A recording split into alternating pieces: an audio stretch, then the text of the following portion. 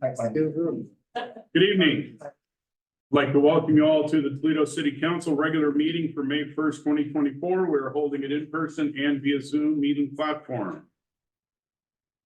Our first item is a joint meeting with the Greater Toledo Pool and Recreation District Board of Directors.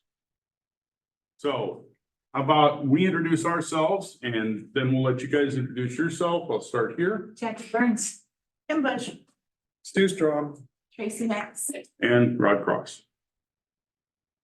Oh, Jay Chambers. Peter Vinci. Roy Kenyon. Rachel Wallace, Okay. and then our director. Oh, you're sitting over there with him. I was told to. Will you share some hair? That's me. We work together. I can be. Okay. All right, so it looks like our first item of discussion is the lease of the property. Who wants to take that lead? I'll just start it off that Hal approached me, the pool director. On the advice from his board that they first on the lease. They were looking for a longer lease, something more effective like 40, 50 years or something. I was a bit confused because as I got out the lease and read through it. It is, I mean, it's on a 10-year annual renewal and it's for 9 10-year annual renewals. So it's a 90-year lease.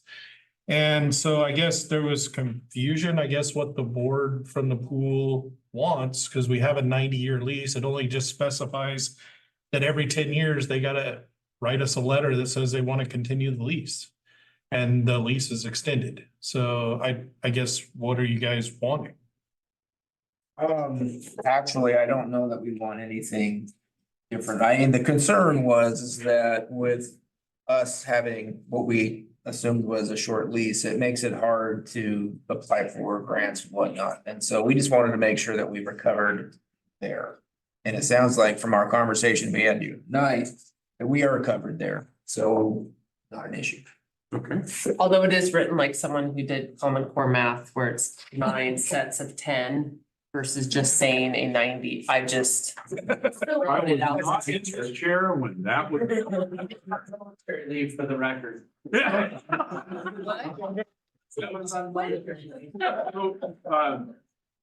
I'm gonna start. So how many years do you have? Well, So technically our next one starts in Yeah, 30.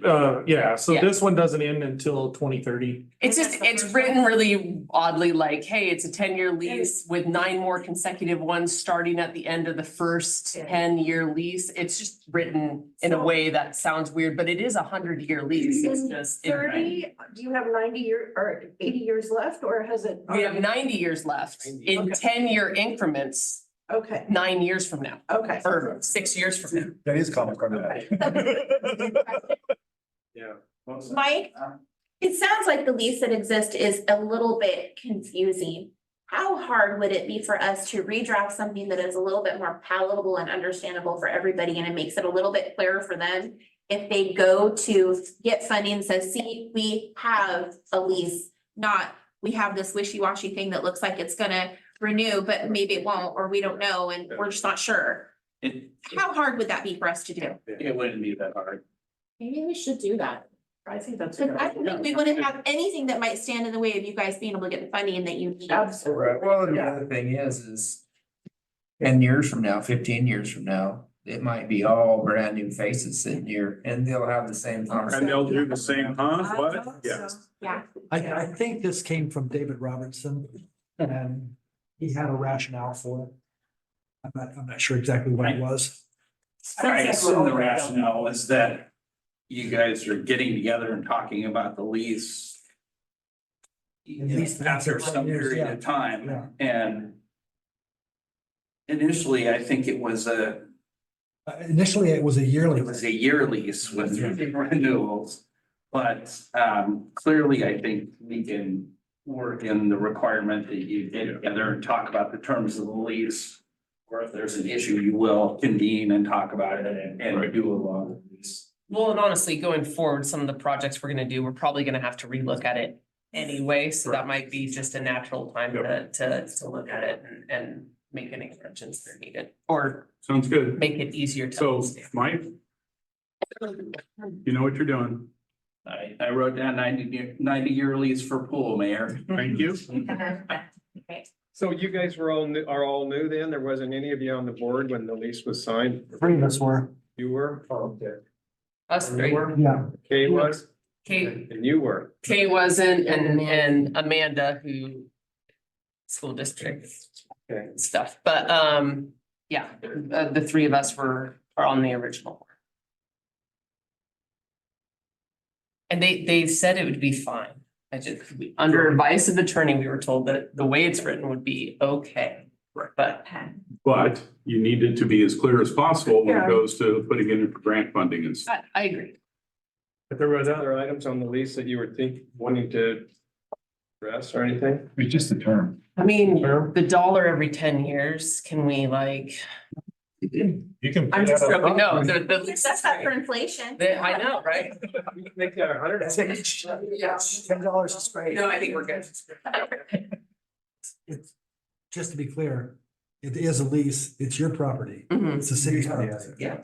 Just to be clear, we could put $1 in other consideration, which means that if you paid the dollar or you didn't pay the dollar, No, we're good. We're good with the dollar. We like the dollar. You could have it where Rachel has to shoot 12 hoops or something, you know? Throw the Oh, travesty of yeah, that. no, No, I, you won't be no. able to. mm-mm. No? I- Okay. Over time, that may not be. I watched you, no. He's just being mean. I know it, Rachel. It's all good. Next item was water and funding allocation. Doug? So as you guys know, in 2021, there was a supplemental intergovernmental agreement with the pool district. And I don't know a lot of the history, only that I know that when they got the pool, there was leaks and all kinds of things like that. And I think they were using a lot of water because of those leaks. And so the city had offered to they had offered to basically pay them in water, give them a funding source to pay the water bill to offset a lot of that. And that agreement ended in February 28th of 2024. We made our last payment of $33,848.60 at that time. Over the life of that contract, it was worth $100,495 over 3 years that we paid the pool. I went back and we did calculate the water bill over that time, and it was $51,677. So I think they're wanting to come back and talk to you about further supplement, and I kind of turned that over to them to see. That was the discussion that Al and I had, so. And I'll just add to it. So after our conversation, I went back to the board at our regular board meeting this last week and just said, basically explained clearly what it was, is the allowances and then the difference between what we were billed on a monthly basis, and netted out the difference, the 51,000 that we're referring to, and then looking at our going forward, trying to budget for it. I think the board all agreed, there's nothing to be discussed now because it looks more than adequate to cover our expense for water in this next fiscal year. But when we build a new facility, it'd probably be a good thing to just, again, put that, because it's your asset. We're just leasing the asset to run it. So I think when we get around to having a new facility built, I think we should readdress it then, but. Right, it can be part of the entire discussion, for Right. the district managing the pool for the city and the gym. Right. Yes. So at this point, it's moved, I think. And to be clear, the reason why we weren't spending as much money on water is we really did make the upgrades needed to try to reduce the water consumption. So our water consumption has, It's less than half the. of what it was. is When we got way, the way city. down. And we're dealing with a leak and we're still figuring out how to try to save. Okay, let's be clear, there's probably 18 leaks we don't even know about, and there's probably something going on, but Welcome to having a pool. yeah, but I think if we're hoping joint efforts come together, and so water is not just gonna be being used by the pool at that point, and then we can just rediscuss what that looks like. Well, I That's a can good tell idea. you from experience, Flex Seal does not work on the pool. I don't care what they say, it does not work. I tried it. Okay. Hey, it's all good, but I mean, as soon as, if we're being able to lay all new piping and we actually have gutters that recycle the water and all that sort of stuff, like our efficiency, even from where we've lowered it to now, should drop significantly again too. So we could be having just a completely different discussion. Right. So just to be clear, we're gonna revisit this upon the reopening of the pool. Yes. Well, we're gonna have discussion about the entire Right, but I intergovernmental. mean, as far as this particular niche of it, Yeah. I mean, we're gonna have to have a discussion about the whole thing, but, Right. Yeah. okay, I'm just, for my notes. Yes, but we're not asking for any extra water statements until But thank you for. later, and thank you. Yes. Well, I didn't see anything else on the agenda, so I guess I want to open it up. How do you guys think things are going? Our people in the pool have gone up significantly over the last 2 months, 3 months. We've had some really good events happening down at the pool. We're just working on getting our staff where it needs to be, which is where everyone seems to be. So every time we think that we're nailing it, someone gets sick or. But No, my only other piece of that is just stabilizing our employee base. And increasing it so that we can do a lot of the programs that were there in the past and that the district has relied on, like swim lessons and other events. So that's what we're attempting to do here, even in the close of this fiscal year and planning for it while the pool stays open until we do construction. So And just speaking of the new construction, we're thrilled about our partnership with the city. Mhm. And we think it's an absolute good that the pool is gonna be replaced as a resource for the city and the development of a rec center, including the gym. That's gonna have a real positive impact on the whole community. the identity. Yeah, of exactly. And the our city. district. Yeah. Yeah. It's a way to build community. We're excited to be a part of that. Any questions, council? I'm excited to see the plans tomorrow. Me too. Yeah. Any questions from you guys? I guess for the wider audience, just to, so people, I know what conversations have taken place here about, hiring the architect and moving forward, getting plans. So to Kim's comment too, is, that is contracted with the architect at this point. And we've seen some initial drawings. We all sat down together and walked through those and came up with some suggestions back. They're coming back with a revised drawing on Friday for us to kick around and then add other questions, things during this planning phase, but we're getting closer, so that's fun. Friday. Sorry, I've got. But stuff okay, going on. this, One of these. Yeah, days. I It's on my hear you. calendar. It's on the calendar, mine too. So, Okay. Yeah. Roy gets to go into the major law schools and. So, I mean, I get to be there for a little while. That's why I was asking how long, because I've got to be up at the high school, sounds like at 2:30. over the track meet. Sure, the 2:30 would probably be good. Yes. By 2:30, That's what I mean. final call, 2:30 for you, Final call is, for me, the For final you. call. to make first calls for all the events. Right. Yeah. Thank you. Oh, so you're the voice from above. He's the voice from Yes, above. once He's the again, one working the gun. I mean, As soon we as have a you track meet right now if we want. set the date, I think the very next thing she did was, Rod, put this date on your calendar. No, I hate to tell you, Pam? Roy, can you? Wow, I'm in the same breath with Roy. I feel honored. Mhm. I know this because she's showing me how to do it for future years, Good. but yeah. Anything else? All right, we will take a 12-minute recess. Thank you guys. We only got the little gavel. Because it wasn't the main meeting. Yeah. You were the supplemental meeting. Okay, ready? Bring the meeting back into order. The first thing I would like to do is not on the agenda. I would like to welcome Katie Kiter in. Thanks, Katie, for coming back to us. Glad you're here. All right, our first official item on the agenda now is our Pledge of Allegiance.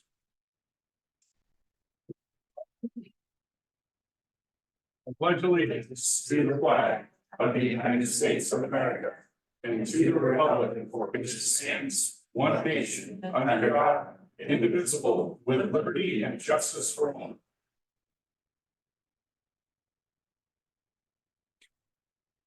Okay, roll call of members. Counselor Mix. Here. Counselor Strong. Here. Counselor Burns. Here. Council President Bush. Here. I am present. Counselor Sylvia is excused. Has Jackie called in yet? Not her comments. We have 5, we have a quorum. All right, our first presentation is the detective badge ceremony. Chief Pace. Can I have Officer Shinholster to the front with me? Changes. Changes. Yeah. All right. So this is more of a formality than anything else. When Officer Shinholster came to us, she already possessed the skills and the abilities. A detective. I mean, she was already a detective. She was just doing the job, right? So what this ceremony is to be kind of more of a ceremonial transition into from police officer to detective. So what family members do you have here that you would wish to come up? Huh? She's next. You got you. There we go. My family members are my mom and my dad. Oh, you want to come up here?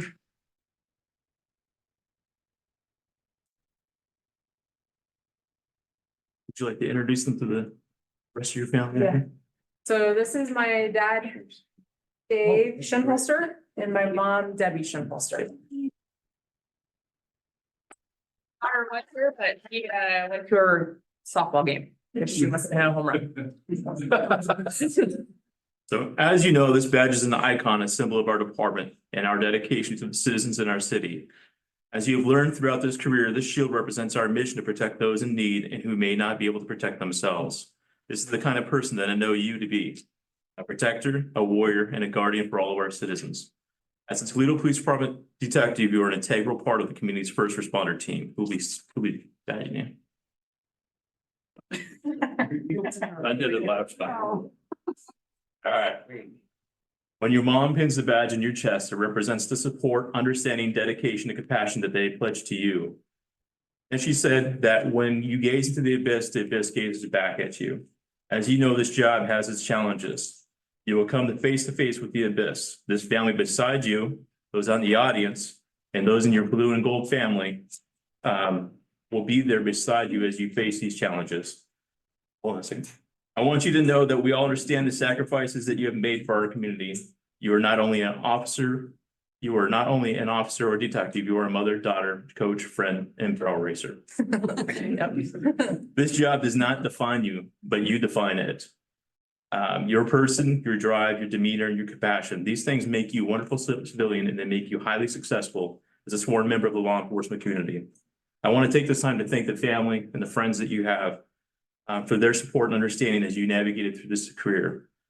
Without your support, without their support and understanding, this officer in front of you would not be accepting this new responsibility.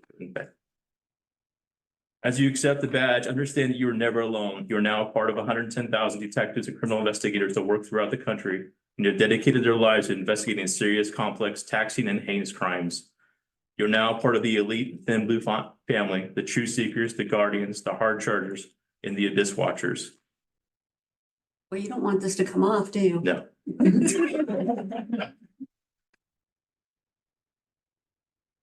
So I'd like to present you Detective Shinholster. Thank you.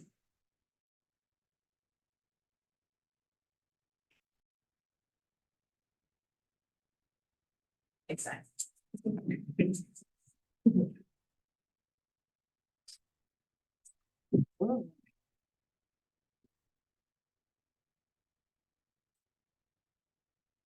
Detective, if you would like to go watch your daughter play softball and take a quick 2-minute break.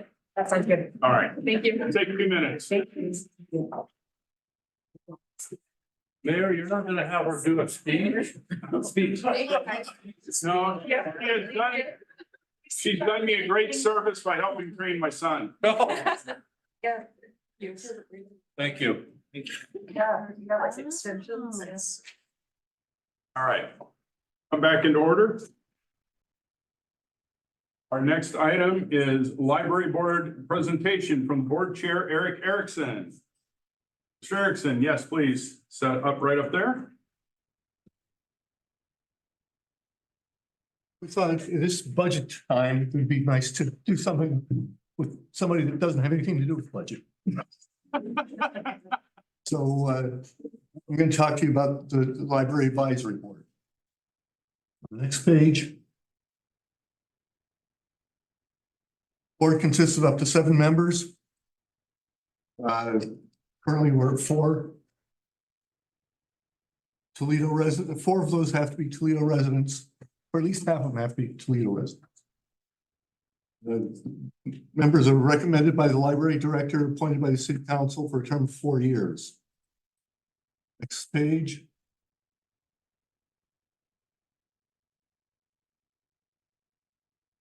The resolution that forms the board requires that we have a chair. The chair is elected once a year in the July meeting for a term of 1 year.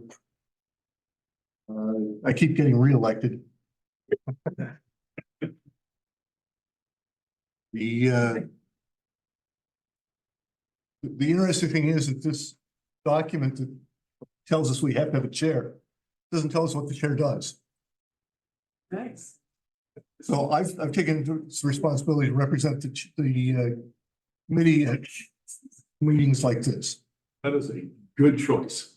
Other than that, I don't do a whole heck of a lot. Our secretary is the library director.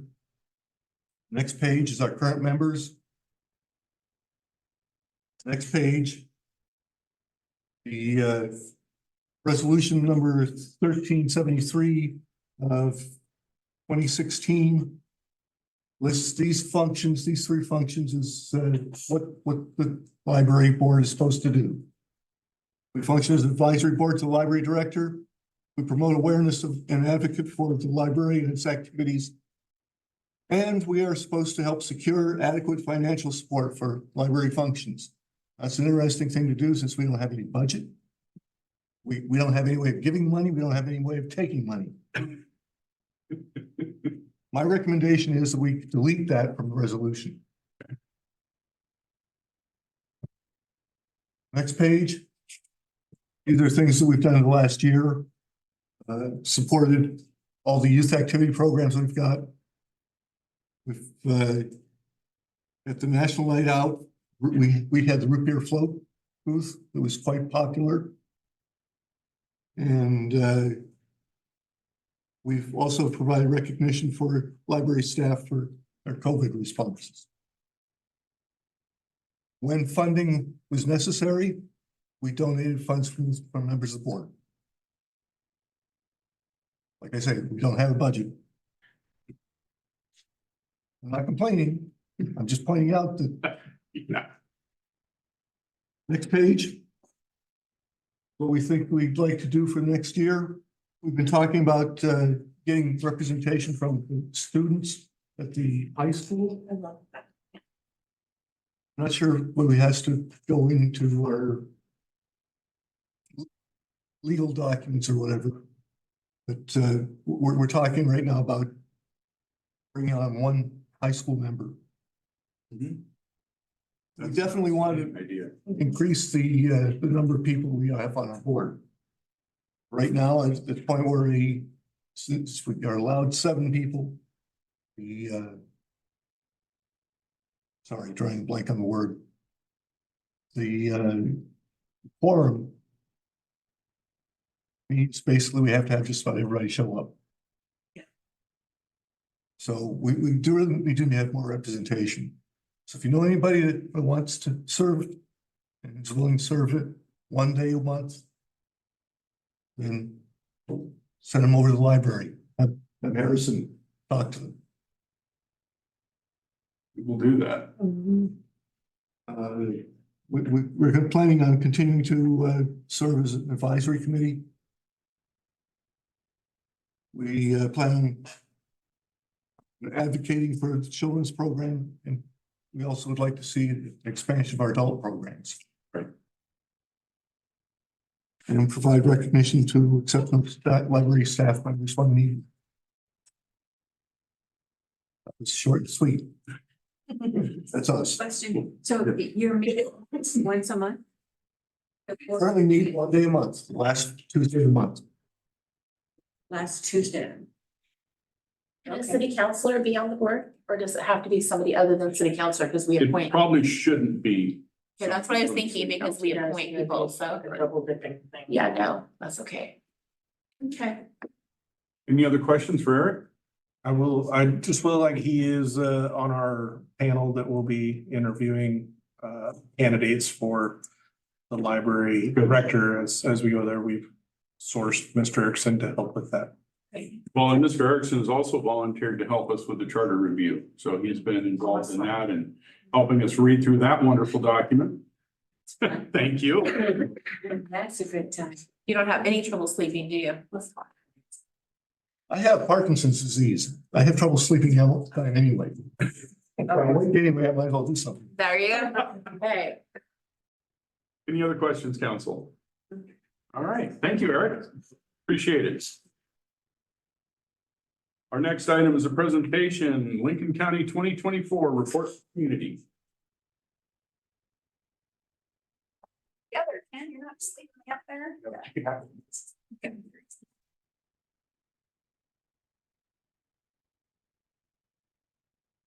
It's like in our chamber councils, we sit next to each other.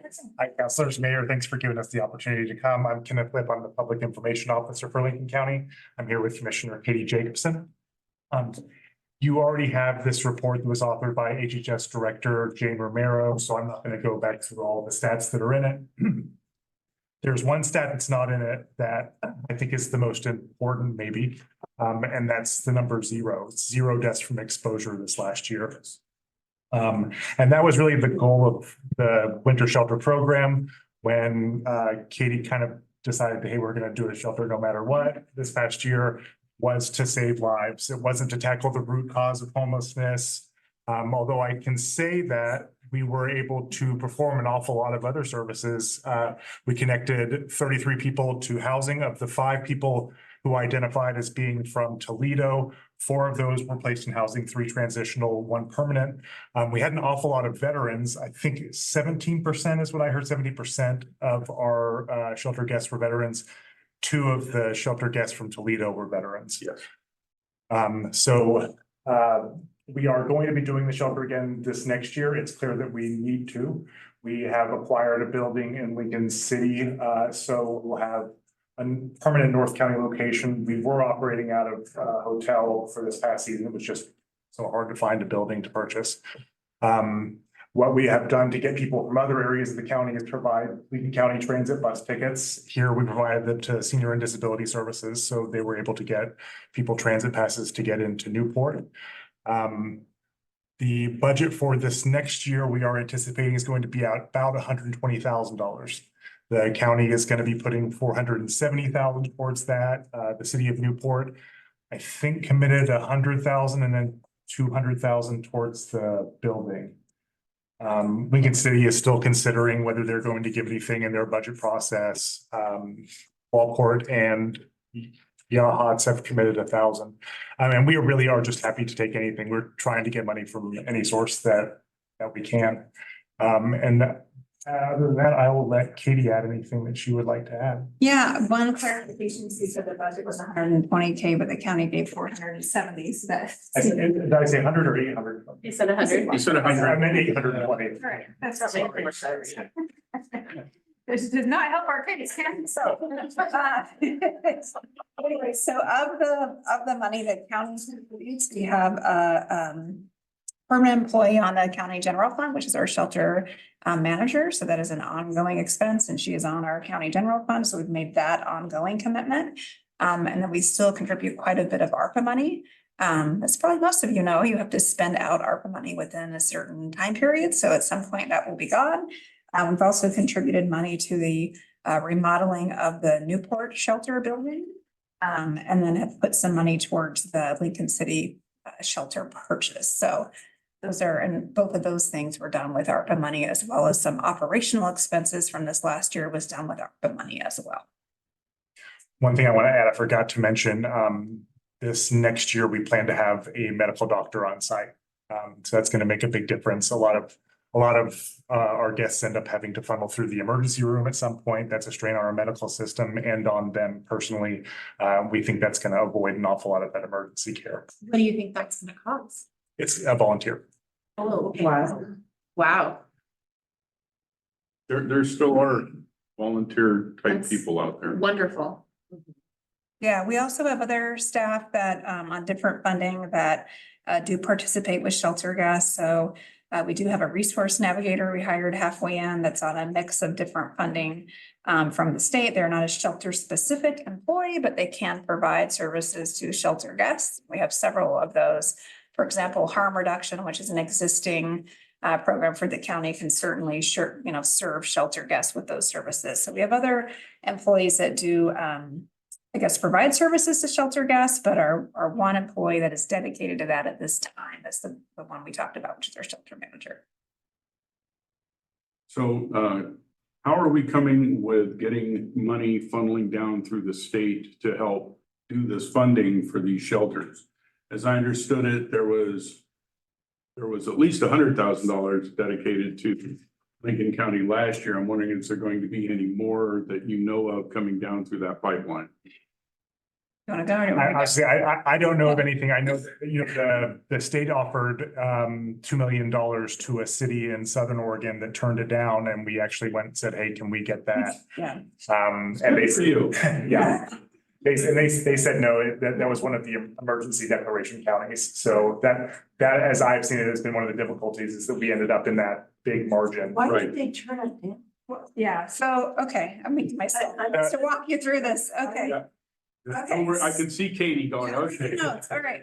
So back in January-ish of 2023, when Governor Kotek took office, she had an emergency order for homelessness in the state. Counties had to apply to be part of that emergency declaration. We did apply as Lincoln County. It was based off of your point in time count data.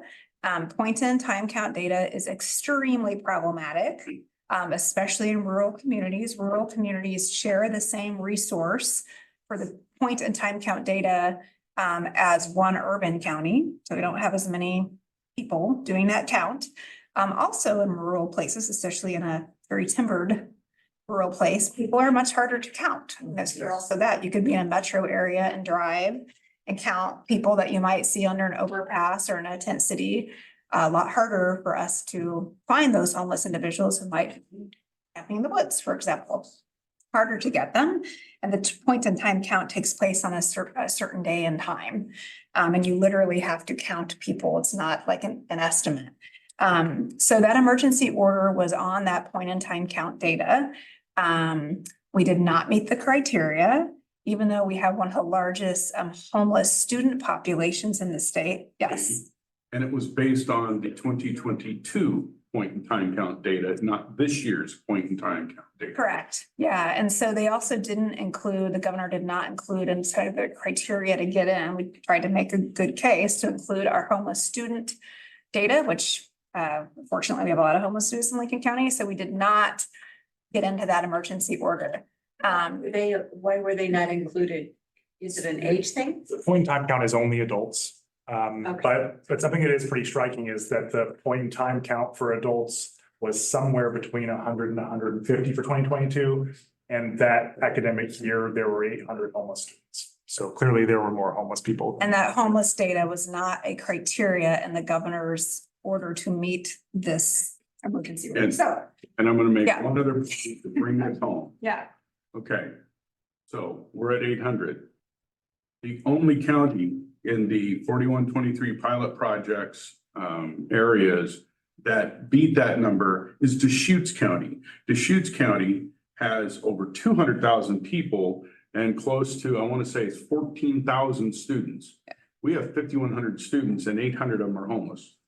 Figure that math out. Yeah. And that's, so I want people to get a Yeah. real understanding of what the differences are here Yep. compared to what we see on the television. So getting back to your question about the state funding. So we were not in that emergency order. We're not able to receive the funds that were attached to being in that emergency order.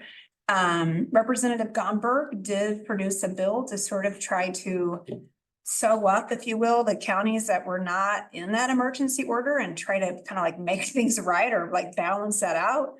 There was also funding in that bill for homeless students, which still has not gotten implemented or made it to our county yet. So we didn't get any of that money. And the money that Ken mentioned that we said, hey, if you don't want your money, we'll take it. We were not able to get, because again, we weren't in that emergency order. The money that Representative Gomberg did sew up, our shelter, the Lincoln County Shelter, did not receive any of that funding. Helping Hands in Lincoln City did receive some of that funding. As far as state funding for like this next season that we're working on, there really isn't funding, right now, things could change that we are able to go after for this next shelter season starting October 1. The funder that has been very helpful, and we are talking to, they funded in the past and hopefully will fund again, is the IHNCCO. So not state funding, healthcare funding, but they have been a good partner in providing funding for this work. Yeah. So that's kind of your question, I think answered is there's really not a faucet. Straight answers. And Yeah, there's really not a faucet you can just turn on to have the state fund these shelter operations at this point. I'm sorry to be so ignorant. No, you're okay. Yeah. Is there a funding season when it's like, okay, green light, Legislative session, when it comes to, it's just during the legislative ooh, okay. Yeah. Any other questions we can answer? Yeah. Okay. Well, Katie, stay on top of this, and I know you will. And I'm now the co-chair of the LCHAB, so if you have any questions, feel free to reach out. Okay. And I think Ken was going to briefly tell you where we were at with funding from other cities and who's kind of made commitments and who we haven't heard back from and all of that yet. so I think I mentioned, the city of Newport committed 100,000. They had by its considerable amount, the largest number of guests coming to the shelter. It was in Newport. Hudson, Walport both committed 1,000. We've asked for a funding commitment from Lincoln City. They said that they would consider that during their budgeting season. We've been to the city of Siletz. They also haven't given us a commitment on it. Okay. And I think Depot Bay said they would commit something. I did not go to that, so I don't remember. I think they are committed, but I don't remember the dollar amount. Yeah. So we've gotten a lot of good support. Really anything helps at this point. We're going after every source we can find. Of course. Yeah, we're also always looking for volunteers. If any of you want to think We are. about volunteering in the season. Yeah. So when you said you had 800, say customers, but what was the average stay shelter? So I can tell you that the longest stay for a Toledo guest was 125 days. 25 days. 125 days. We had a couple of people who were there the entire season from the first day to the last. And, we've gotten a lot of questions. People were disappointed to see the shelter close because they wonder what's going to happen to people. We all know that doesn't just stop being bad weather because it's March 31st here. But our shelter coordinator worked with everybody who was a guest to find out where they were going to be. And just about everybody got into a transitional permanent housing. Some people she just tracked back into other areas of the state. There are people that kind of move back and forth from the coast to the interior during the year. So we've got a pretty good handle on that. But I guess that answers your question a little bit more. Yeah, I was just seeing if it was going to be short-term people that are there or they're going to be transitioning to longer-term housing or whatever. So they did transition 29 people to permanent or transitional housing. They connected 55, I believe, to housing services and then successfully transitioned right at about 30. One of the nice things about the Newport shelter, that if you were there night after night, then you could keep the same living space. So people had the same bed every night if they were there continuously. If you didn't come back for one night, you lost your spot, but it kind of gave people some ownership of an area. I know that the age on that was kind of an eye opener because there was a lot of Mhm. I'll just say elderly people. Yeah, that's happening across the Yes, country. it is. Our Yes. Demographics Yeah, over I- 55. When you Yeah. first think of it, you think, oh, it's Right. middle-aged people, but it's not. It's not, and the other, I mean, volunteering at the shelter several times, that was, read the statistics, it's very shocking. To see it, we had, our oldest guest was in his eighties, almost 90. We had people that were elderly and completely blind. We had people, that were terminal with cancer. We had people that, on walkers. We had bought bunk beds and quickly realized that that wasn't gonna work because most of our population couldn't physically get to a top bunk. So Yeah. mostly an elderly population with physical disability components. Yeah, Thank you. yeah, you're welcome. Thank you very much for having us. You bet.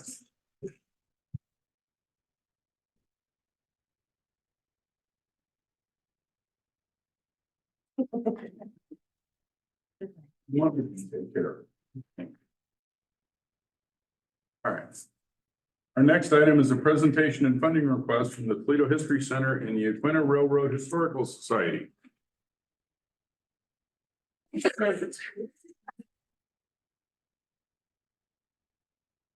To see about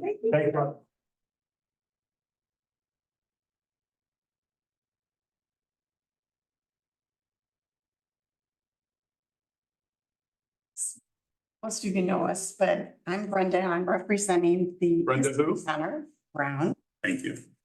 Sorry. I'm Lisa Watson, and I'm here on behalf of the Aquinnah Pacific Railroad Historical Society.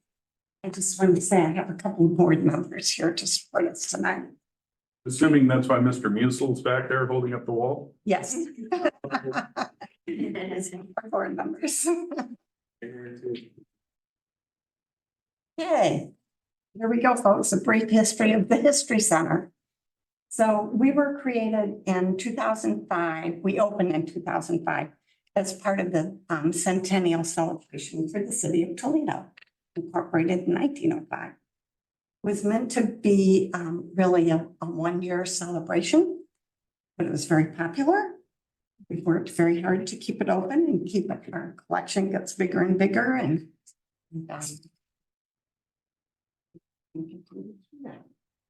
we are a 501c3 nonprofit organization. We're all volunteer. We have no paid staff. We're governed by the Chair Board of Directors. I'm the treasurer, and we have 4 other directors at this point. Our mission is lengthy. This is brief, to preserve and interpret the history of Toledo and the surrounding area. So, oh, this is in the wrong order. It's okay. So,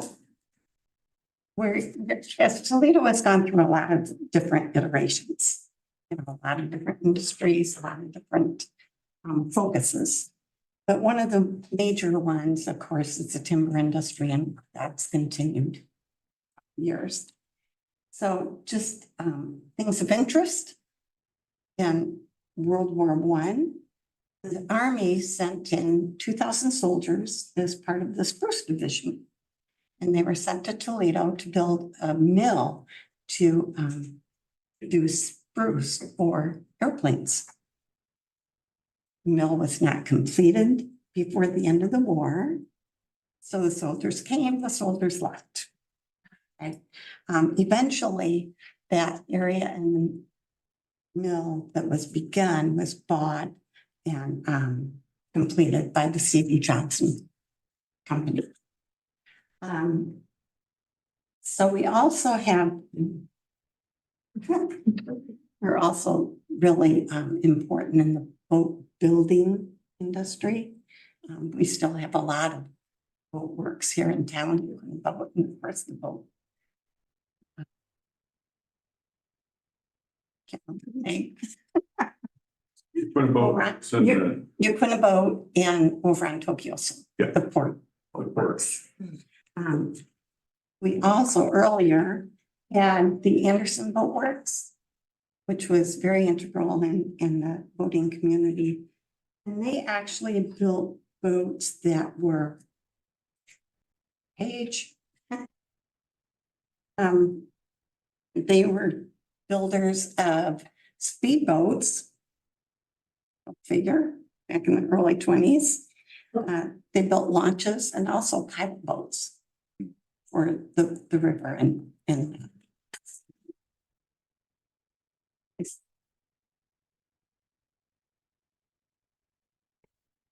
so this is a depiction of our early first commercial district along the waterfront.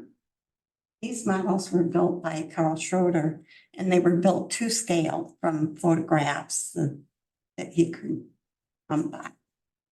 So it was, like I said, the first commercial district for Toledo, and it unfortunately burned down in 1937. All of it. So the business district moved up to Hill Street, which is now Main Street.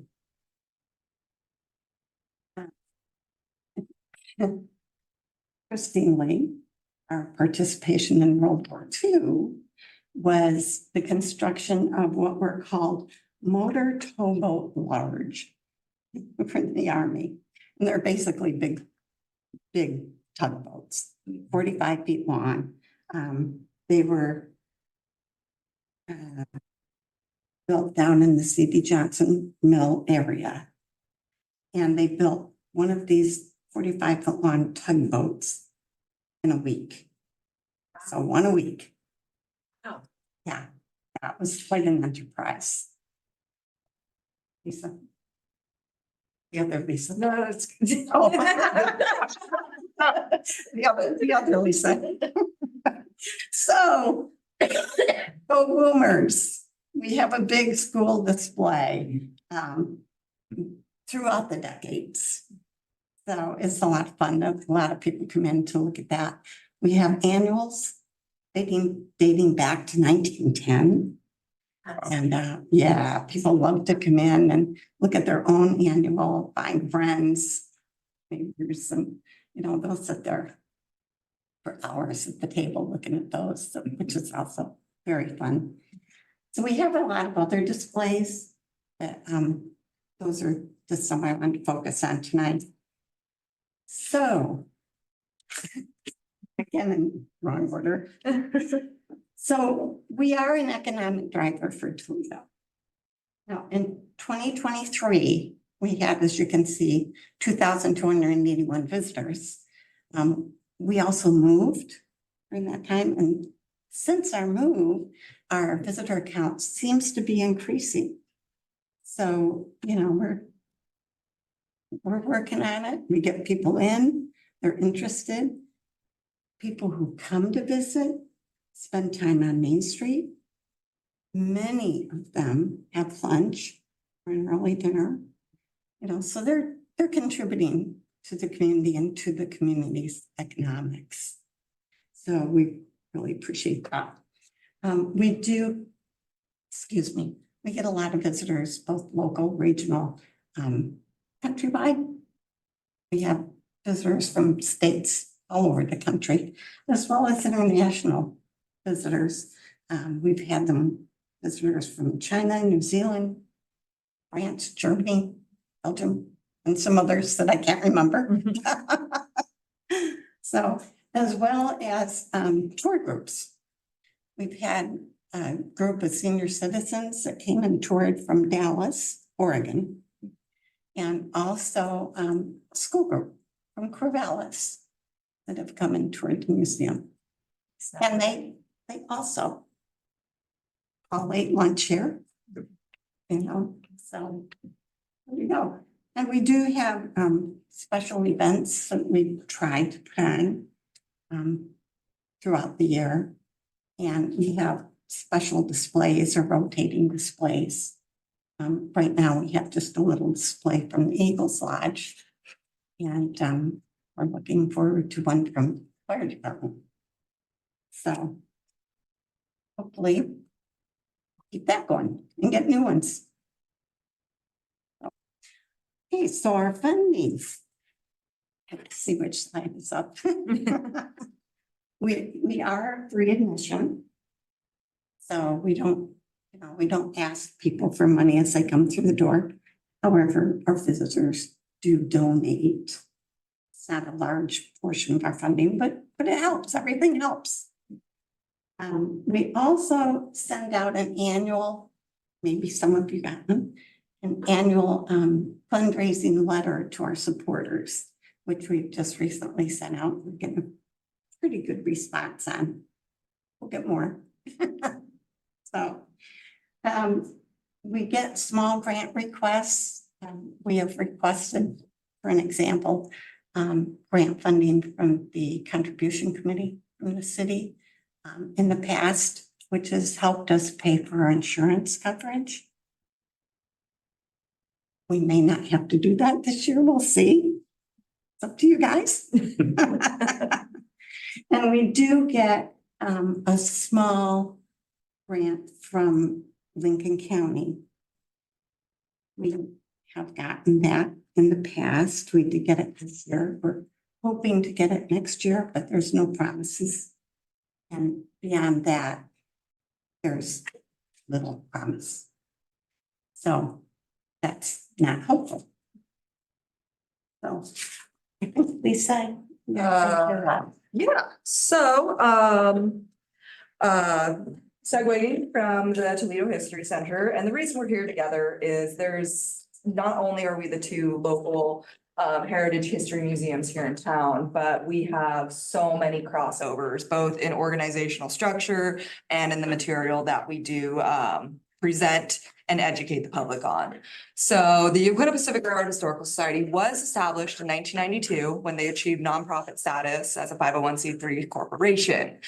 We are also governed by a volunteer board of directors, but we do have the niceness, I guess, of having one paid employee, which is myself.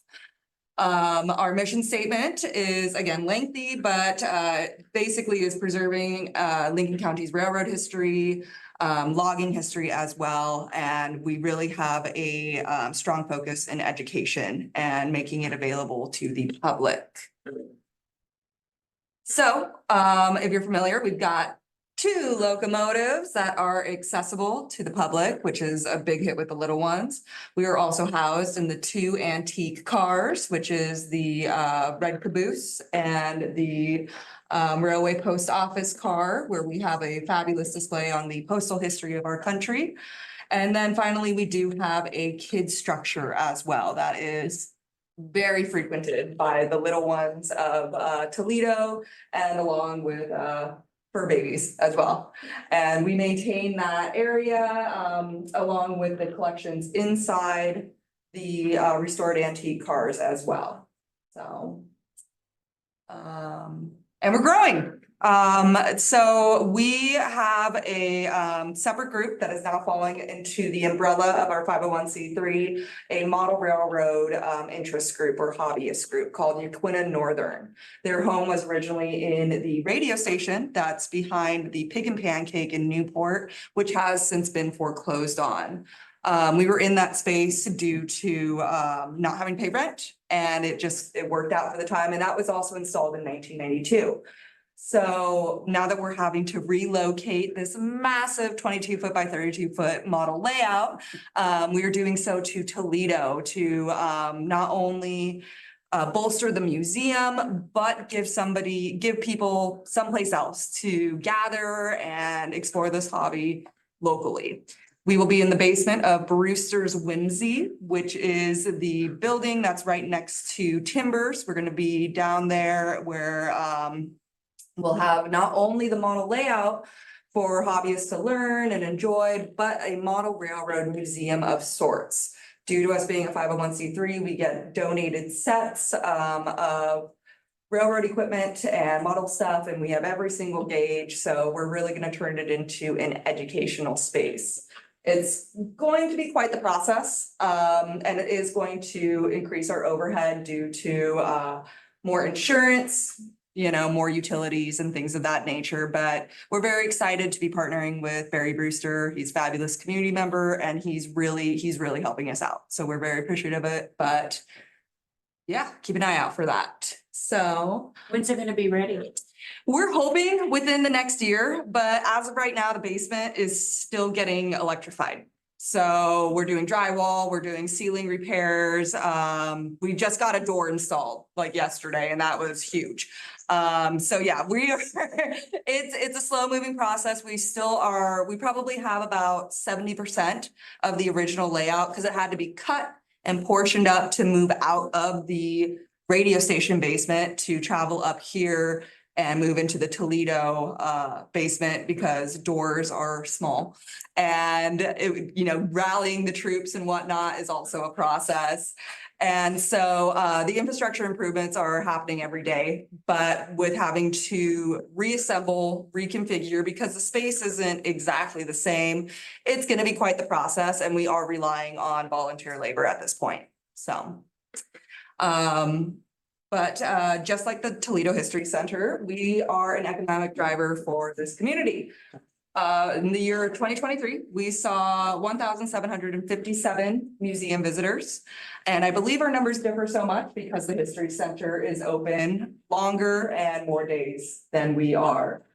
We do keep track of statistics of where people are from. And so 23% of those visitors were out of state and or foreign, which is pretty nifty in my opinion. The additional number, 2,984, is the individuals that we have reached at events and special gatherings. So model railroad shows, safety preparedness fairs, things of that nature. We go to the Great Oregon Steam Up in Brooks, Oregon, and we bring people down for the wooden boat show. And we do everything to promote the community along with the museums. A lot of the specialty groups do a double dip. When they come and visit one of our museums, they will tend to split the day and visit with us. And we do see at the museum, at the Railroad Museum, we do see a lot of school groups. In fact, the Outdoor Recess Adventure School has just contacted me and will be coming and doing a special tour with us later this month. And so trains are kid catnip. So it's really great. And so the current funding is very similar to that of the Toledo History Center. We do not charge an admission and we gratefully accept donations from visitors. We have a society, a historical society, so we do call for annual memberships from our members. This year we tried to save employee time and resources by doing a call via email, electronically, and now we have a way to accept payment via our website. And it's been a bit of a rocky road, so we may be reevaluating that in the future and go back to the letter writing campaign. When it comes to grants, we tend to get more grants for capital projects or capacity building. And in fact, we have a current grant underway with Travel Oregon in replacing and repairing our main access ramp and making it ADA friendly. So that's very exciting. We're using a local construction company to take care of all the busy work, and we'll help where we can. And we're also waiting on some other grants for operational, but those are very hard to come by, and we're not putting all those eggs in that basket.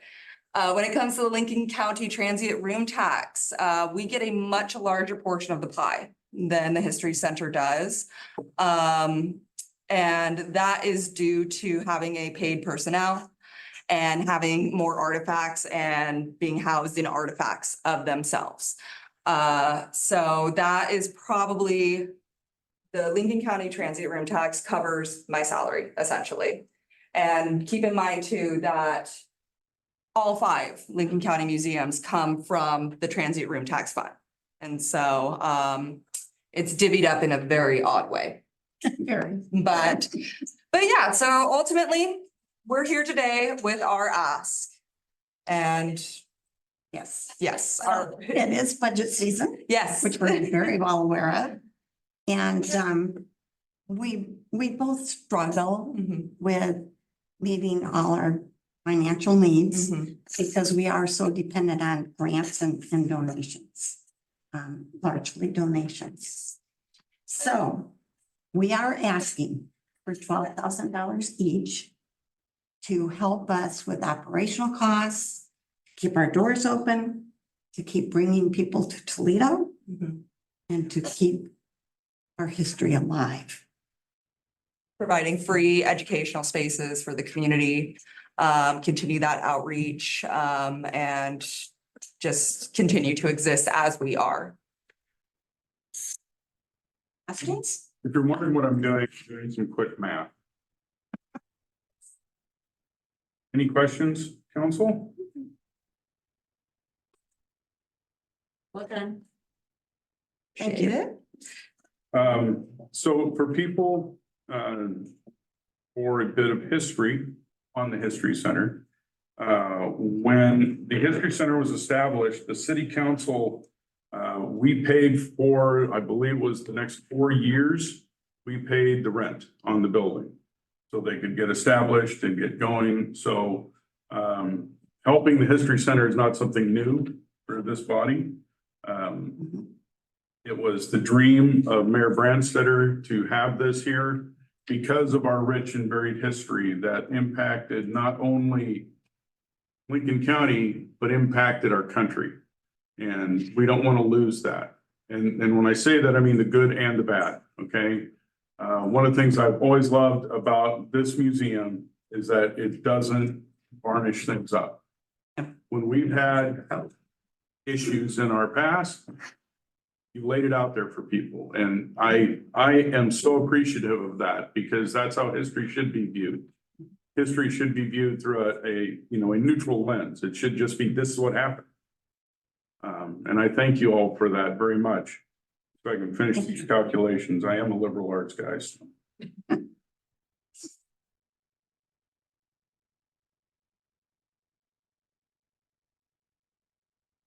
So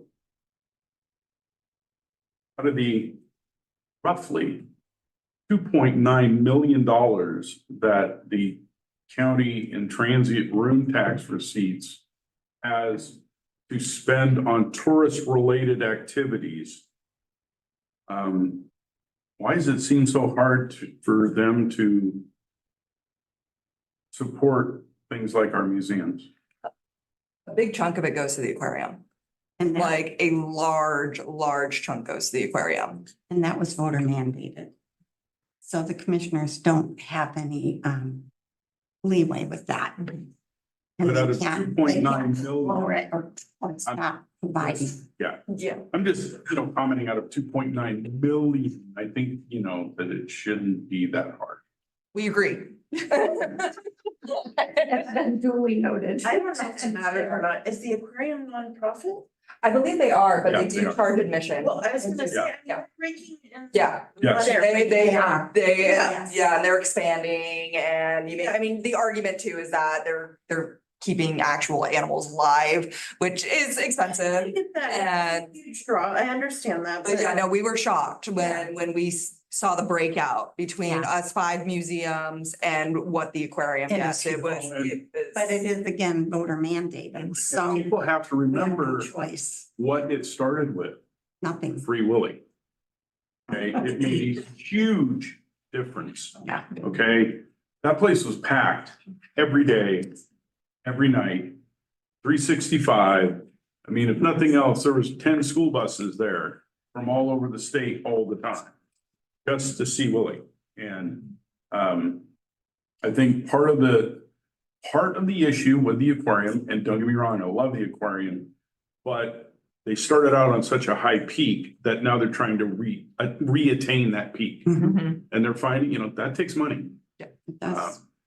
And so I don't begrudge them that. I just know that the county isn't spending 2.9 million on the aquarium.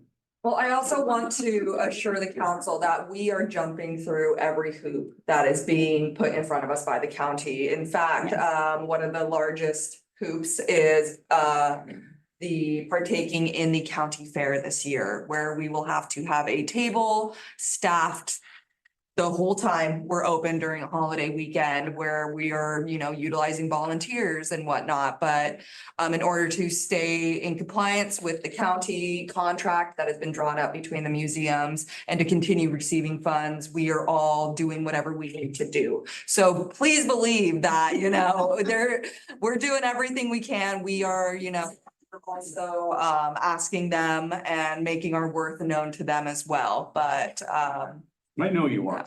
so. And there's also with the new contract that we Yeah. had to sign with Yeah, the there's, county, it entails a lot of work. yeah, and especially for A all lot of volunteer reporting. organizations, it's a large ask. Like there's, we're having to provide data and statistics, whereas before, and it's twice a year. And now, before it used to be annually, and we haven't received an increase in, I think, it's been 2 or 3 years now.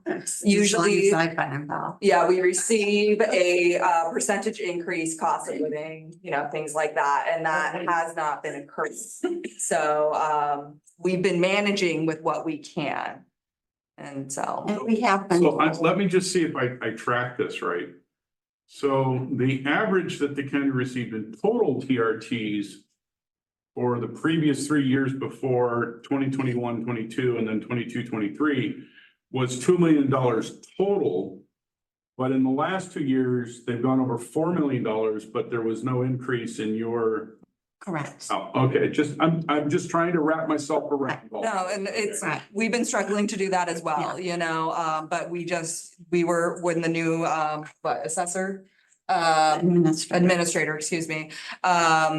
He laid it out for us. And again, we are just as mystified, same questions as y'all have.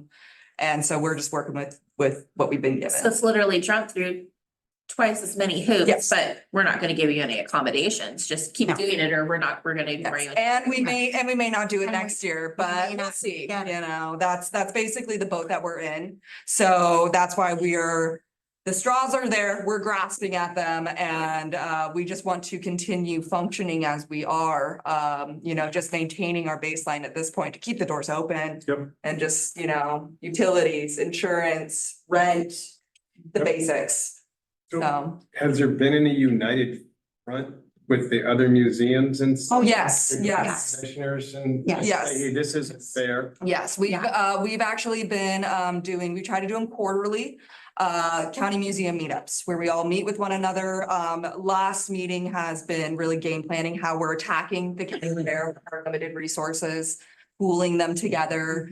Unfortunately, big name Susan Tissot has just retired, and that was blindsided, and so, yeah, we're rolling with the punches, basically. But again, you have to keep in mind that a lot of these individuals are on volunteer time, and we value their time as much as they do, so.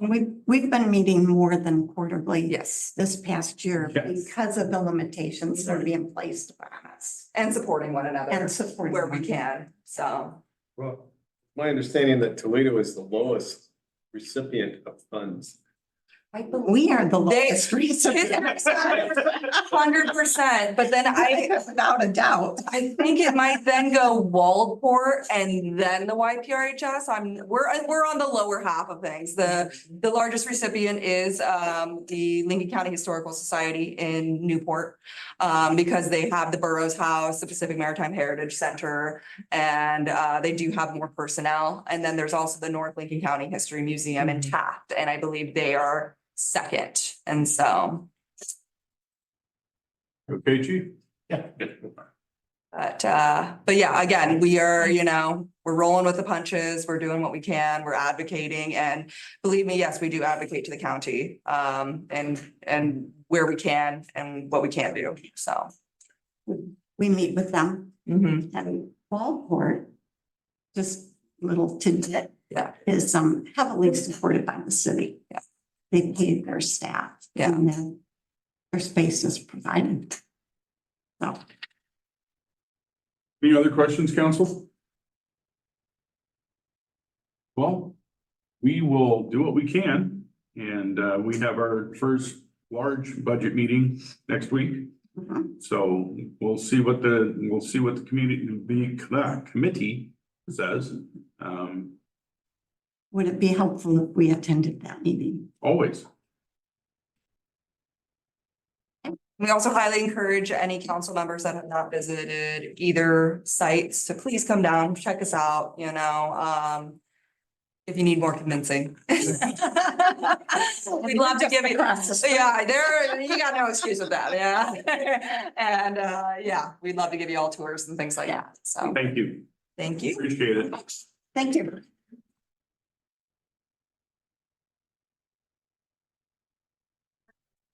First annually. In the county, yes. Yeah. City. City, last time they were getting 20 to 150,000. Korean got. Not quite that much, but I know what you're saying. Lisa, do we have anyone online or visitors public comment? If there is anyone online who would like to speak to the council, please raise your hand electronically and you will be recognized. I see no hands raised. All right, is there anyone in the audience that would like to address council this evening on any items that are not on the current agenda? All right. Move on to consent agenda, which includes the minutes from the meeting held January 17th, 2024. Entertain a motion. I would move to allow the consent agenda as circulated. Okay, thanks. I'll second that if somebody can. It's been moved by Stu, seconded by Tracy to adopt the consent agenda, which includes the minutes from the meeting held January 17th, 2024. I'll take a roll call vote. Councilor Burns. Yes. Council President Bush. Yes. Councilor Mix. Yes. Councilor Strong. Yes. I vote yes, motion carries 5-0, noting the excused absences. All right, next item. We have no discussion items. We have a discussion item. Request for continuing funding support Lincoln County.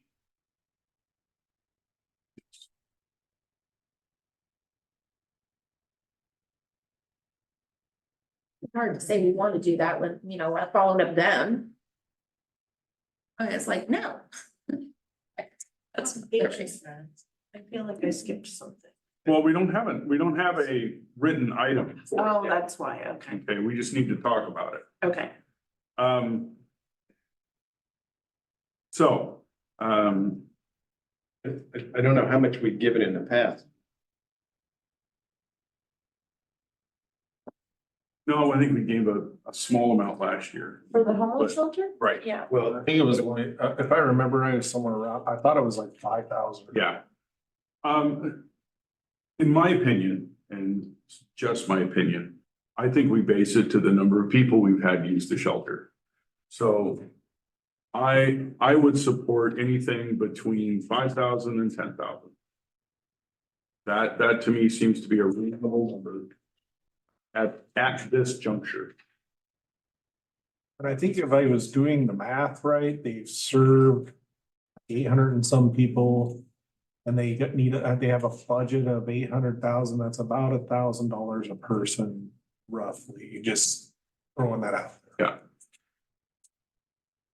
And I was glad to hear that they were very successful with those 5 people in Toledo, getting 4 of them into housing. I was very happy with that.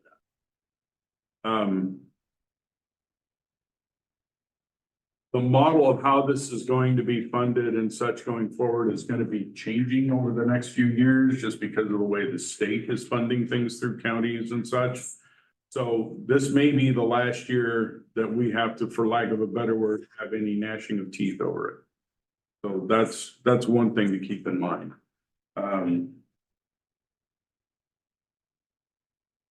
But like I said, that would be my recommendation, is somewhere between those two numbers. Discussion? Just seems like you do get money from other places and such on there, and I was kind of listening to what they were saying about the other communities.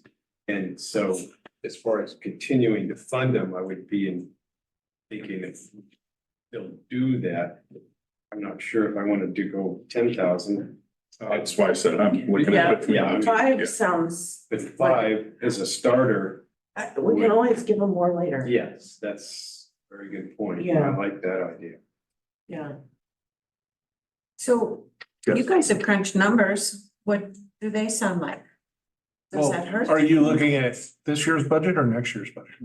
Oh, Well, it would be for next year's Next year's budget. budget, yeah. yeah, because I mean, Well, I mean, if you're looking at strategic reserve, there's plenty there. There's plenty this year. That's, yeah, And there's plenty this year in it too, and there's plenty next year in your strategic reserve to address that issue. Well, that's good to know when we're looking at the Toledo History Center and Urbana Railroad Historical Society. very good, very good, thank you. Yes. I mean, for some reason, Uh-huh. I'm more positive in that direction than I am in this other one. Well, so I'm now the co-chair of the Lincoln County Housing Advisory Board, and there are things that are gonna be changing with that as we move forward, because a lot of the same things you're thinking of, okay? And Doug's been in those meetings, and we know that the current way the state does things is not A, sustainable, B, it's not working. Okay, so one of the things that, at least in my half of that leadership, is we gotta look outside the box and find those things that pertain to Lincoln County and how to help our situation. We are not Portland, we are not Salem. We have a different demographic we have to deal with. We have more people that have roots here than they do. And so we need to take advantage of those roots. We need to take advantage of the fact that they already know the lay of the land. We just got to get them in the right spots. Okay. so Well, tweet back to you too. Tweeter. Yes, Jackie. you've mentioned that things are changing. So are you talking about the way that the statistics are going to be looked at? Or what specifically is Well, going to be changing? So one of the reasons why I pointed out, remember when I said, and that they made that emergency declaration on the pit count from a year ago? Yep, yep. Is because this year, because of LCHAP, we had a lot higher participation in doing the pit count. Right. And our numbers were a heck of a lot higher than what they'd ever been before, because we actually had a concerted effort to go dig through the woods. Because we got property owners, we got a lot of people involved in, where do we go look?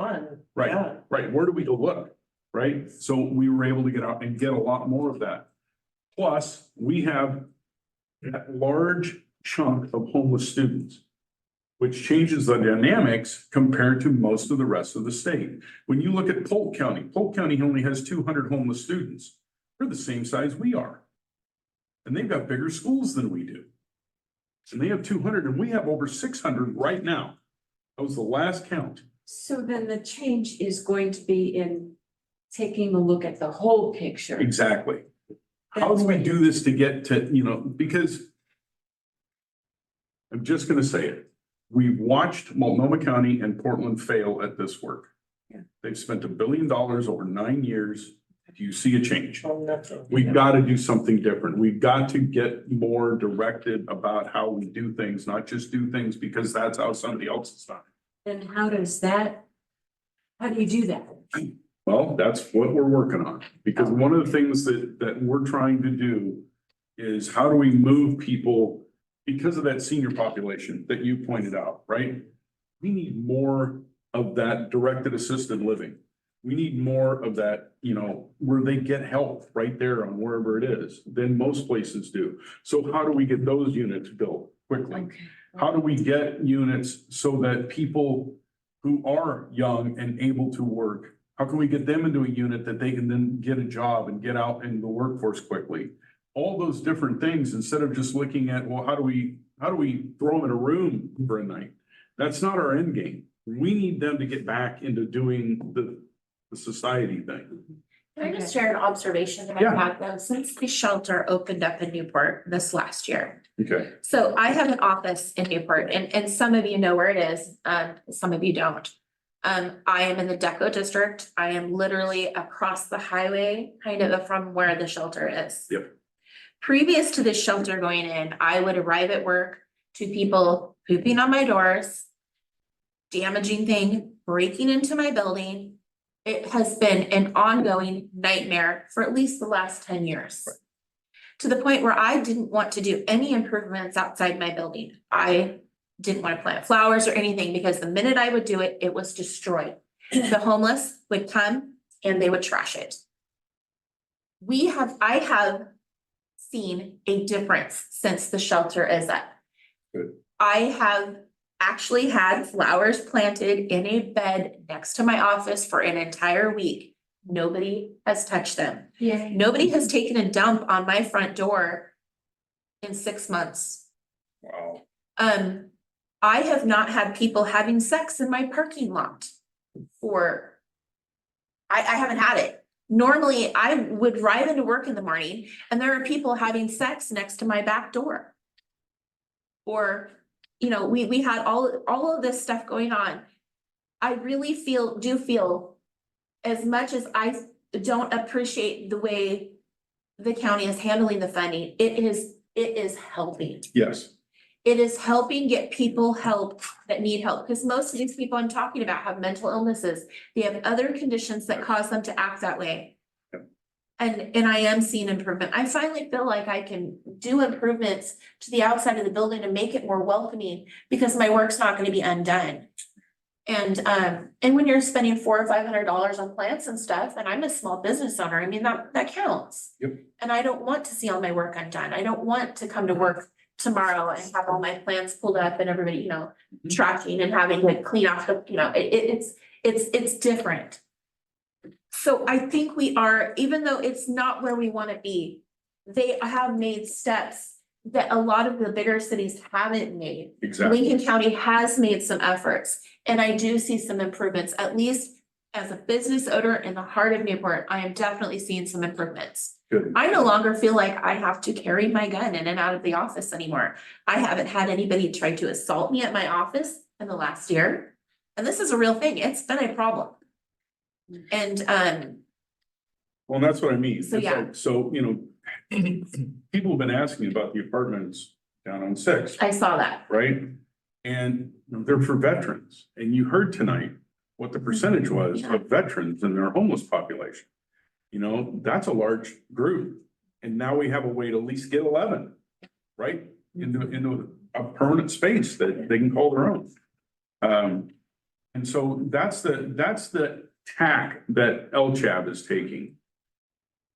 Is to take our situation and try to find, you know, or bear down on it so that we can get it done instead of trying to take the, for lack of a better word, the broad brushstrokes that other metro areas have tried to do. We're gonna try and bear down on, we know what our demographics are, so let's go after our demographics. Let's go after what our situation is and work on that. And Tracy, you have no idea how happy I feel in hearing that tonight. Yeah, I mean, I do feel safer in my own business, and I cannot say that has always been this way. I mean, there was a time when I could work till 3 or 4 o'clock in the morning doing taxes.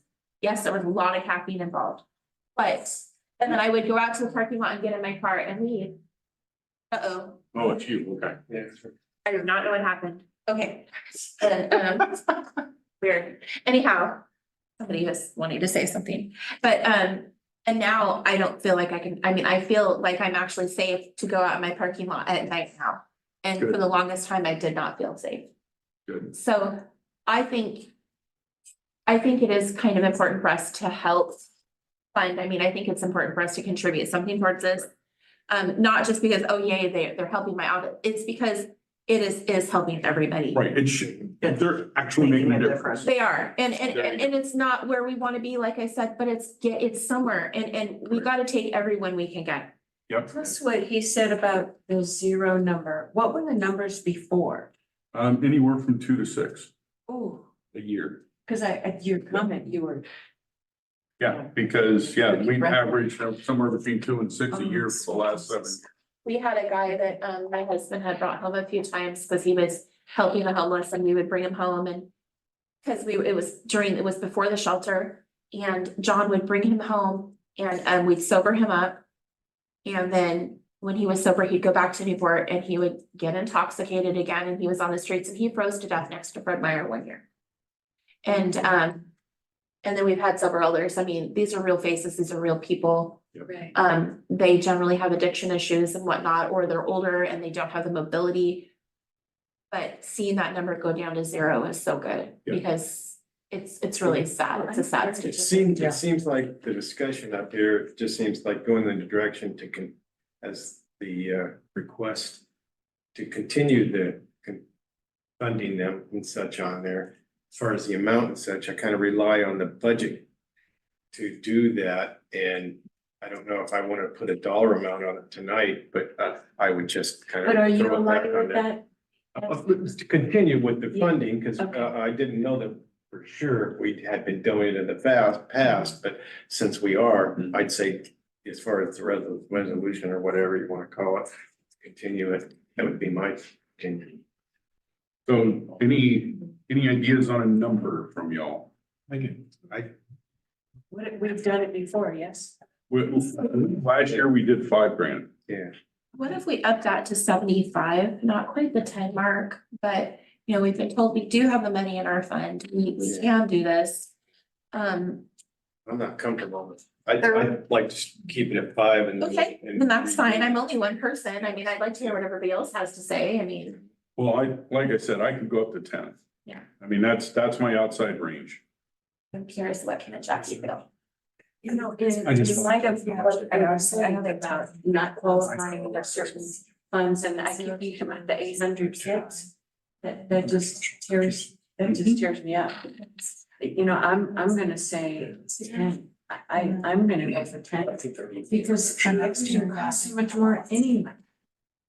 Well, I don't, that particular group though, I don't know if they're funding the kid. I think it's a different Yes. situation. I was just gonna interject that, for next year's budget, in the, in the council strategic reserve fund under special purchases, which is where this would come out of. There's budgeted, if it passes the budget committee, is $178,000. Yeah. So there's more than enough to take care of 75 or 5 or 10 or Yeah. whatever. There's quite a lot available. If you look at even this year, you have, you were budgeted 60, spent 46,000 of it. So there's even enough. Yeah, I mean, we've been very good with that fund. I Very mean, frugal, huh? yeah, well, because, so when we instituted that back in 2010, it was a windfall that came to us that had no strings attached. And what I'd always seen us do for the 12 years before that was, well, if that happened, then we just spent it on something. And then we spent the next, 8 months going, something comes up and we don't have anything we can't help that need that just pops up out of nowhere. And so it was crafted to make sure we stay frugal.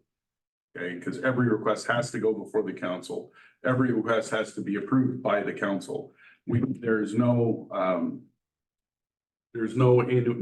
be blunt, there's no way any three of us could ever pass anything. Mhm. Okay, Gotcha. at least Yeah. 4 people's gonna have to say yay. And this doesn't have to go before the contributions committee or anything, does it? No, this doesn't. This is Okay. just from us, All yeah. right, okay, that's good to know. Okay. Kim? I mean, my first thought was 5,000 now and later, if we want to give them more, because it won't be up and running until October. October. I mean, they're doing work now that they Right. need the money for, but. Well, but this wouldn't go to them until July 1st anyway. Right. Of next year. No, this This year. coming year. This- okay. Does that work Fiscal. for everyone? I'm fine with that. Okay. So let's have that drawn up for our next meeting, For how much? 5,000. 5, and we can always give them more later. And we can give more later if the need arises. But I think that's a good number. I mean, we had 5 people use the shelter, Mhm. so. And I have no problem with giving more. I just. Yeah, You no, heard me, so yeah. And I know where you're coming from, Stu. So let's start there. But my brain is just going like, okay, so we've got the history, we've got my sister's place that I'm sure is gonna come around here soon. And, funding thing. Yeah. Right, there are going to be things that pop up, okay, guaranteed, okay? So we just gotta keep it in mind that that's for a year and we can always carry over, okay? So if there's, something huge pops up, which as we've all known, with the way inflation's going, it can be something we used to think was routine and it's not anymore. So when you say for now, and we could always do more. Yes. What would trigger the more? They would come They to us? They asked Okay. us, Okay. I would be surprised if they I don't. have a question. yes. If, and this is not related to this one specifically, Mhm. but if we have a committee or a group that we have contributed to in the past, and I happen to have knowledge that they have been, Maybe ask me offline. Yes, ask. That's a question to I'm ask Mike curious later. about the proper venue for addressing that. Talk to Mike later. Okay, Yeah. I will talk to you later, Mike. I want to make sure that. Yes. Yes, yeah, because, I don't wanna say the wrong thing and I don't wanna, exactly, thank you. Yeah, so talk to. Yeah, I wasn't gonna name names or anything, I Yeah. just was curious about how to address that, so good, I'll talk to Mike. This issue, do you need a? No, I just ask I'm consensus. just directing them to drop the proper. And that's why paperwork I was so we have it asking. next Yeah. year. That sounds It good. would be voted on next meeting. Right, it would be a Okay. resolution. Right, All right, next item. Resolution number 1548, establishing a policy related to signs placed on the Dairy Queen signpost and at the east-west junction entrances to the city of Toledo. This is a whole lot of pages. It's very short. It's 2.5 pages. compared to what? Mayor, council, this is the policy that you've seen before, and what this is establishing a policy that's content neutral. That can be implemented by city staff without reading what's on the face of the sign. It's limited simply to the temporary portable signs and banners on the 2 posts in the right of way across from Dairy Queen. And signs that are on the east and west junction. It's kind of, it's consistent with case law that has recently come down with City of Boston and others. Kind of the management staff up here has reviewed this quite a bit, batted it around. Since you saw it last time, we've added the 3rd whereas statement saying when the Dairy Queen posts were installed. We've deleted the unlike the prior version, it doesn't regulate the signs on the power poles along Main Street, which when prior city manager we brought to you. Did include that. And really the crux of it is the signs will not be open to accommodate all applicants, which is viewed by the Shurtleff versus City of Boston decision to not be government speech, but to be private speech. So it's speech that is intended to highlight city endorsed on section 3, the page 2 of 4. Subsection A, it's intended to highlight city endorsed community events, which are events that the sign official decides will increase community enhancement, tourism, economic development, or school district events. With preference given to city endorsed events above all others, and signs that promote community service organizations, like Rotary, Elks, Kiwanis, which the sign official determines has an altruistic purpose benefiting the community and is not self-serving for only its members. So that 3A is a change. If you note on page 4, if you recall, we know we have a permit for either the east or west junction, and it says no compensation. You can't make money off of allowing signs to be put there. we did add a reimbursement fee for hanging the signs. Right. Which is minimal in L. And I guess last time we got rid of all of the specifications of the size of the signs and hooking them up. And those are really the changes from when we discussed this last time. Don't know if you have any questions. I read this days ago, so I don't remember if I saw it or not, but I thought I wondered this at the time and I'm wondering it now. There are permanent placards like on the posts, like for Rotary, and then there's the temporary banners. Have we separated those two things? We're just talking about temporary. Just talking about banners. temporary, we're not talking about. We haven't really talked about the standalone permanent Okay, ones, right? We just haven't addressed it here. good, okay. But I think this would allow it because it's Rotary. Well, and We one of just the, have time limits and stuff on it, so those permanent ones. I see your point, yeah. Well, but you gave a definition about banners, specifically you call them banners. Well, signs or banners. Banners are kind of bigger that you put on the, probably on the two Dairy Queen. It's in our right of way. Okay. And if we wanted to, we could, Oh, you did say signs and banners. Okay. Yeah, my thought was just, do those organizations that already have them up, are they gonna have to reapply to, you know, and get a sticker on their permanent, you know? I did not contemplate that Rotary would have to take any action. I just contemplated future signs. I would think it was because those things are already in compliance with this. Yeah. The only difference is the time limit issue because we're talking about temporary. Right. The Rotary ones, I see they're more permanently Yeah. affixed. Unless the only reason I see those coming down is if Rotary goes, you know, they close their chapter here or something along that. line. Or they upgrade to a new sign Or ODOT decides that they don't want. If they get a new Don't- sign, Don't go there, Mike. Well, we're talking possibilities, and I mean. if they You're get a adding to new my sign, heartburn. they would have to submit it, you know, what that new sign Oh, looks like, just to make sure it doesn't Yeah, violate. make sure it still fits into the I just wanted criteria. to make sure there wasn't any confusion or. Well, as far as the signs and such under I read through it and I can't remember if that was $50 or if they were front and back as far as the signs. Just putting up It was whatever they got. $50 per sign to Per put sign. them up and take them down. It is per sign then. Yeah. Okay, so if they wanted a sign at both entrances, it would It'd be be, 100.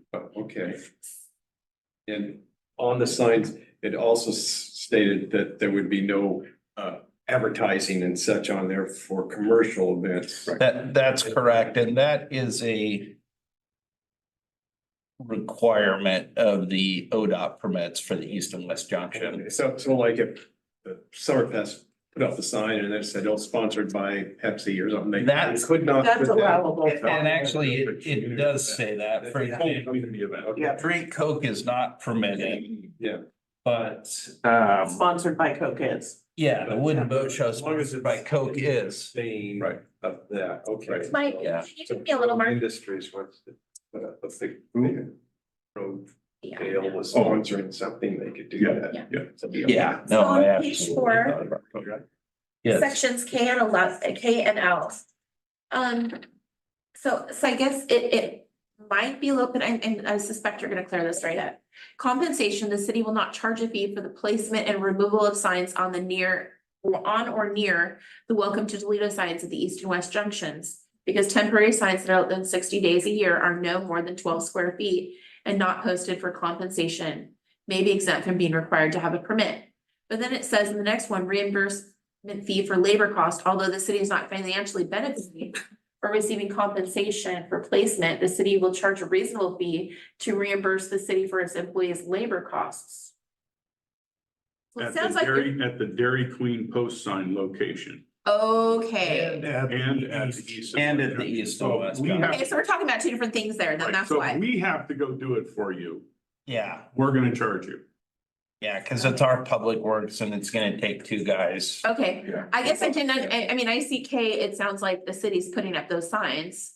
Well, we are putting up the signs, but we're not charging for we're not getting compensation. We're only getting reimbursed for labor. Yeah, so we're not charging them a fee for putting up the For sign. having the sign. The $50. So it just comes down to how you define how you're taking the fee, what you're taking it for. So that's Yeah. fine. That creates a question in my mind.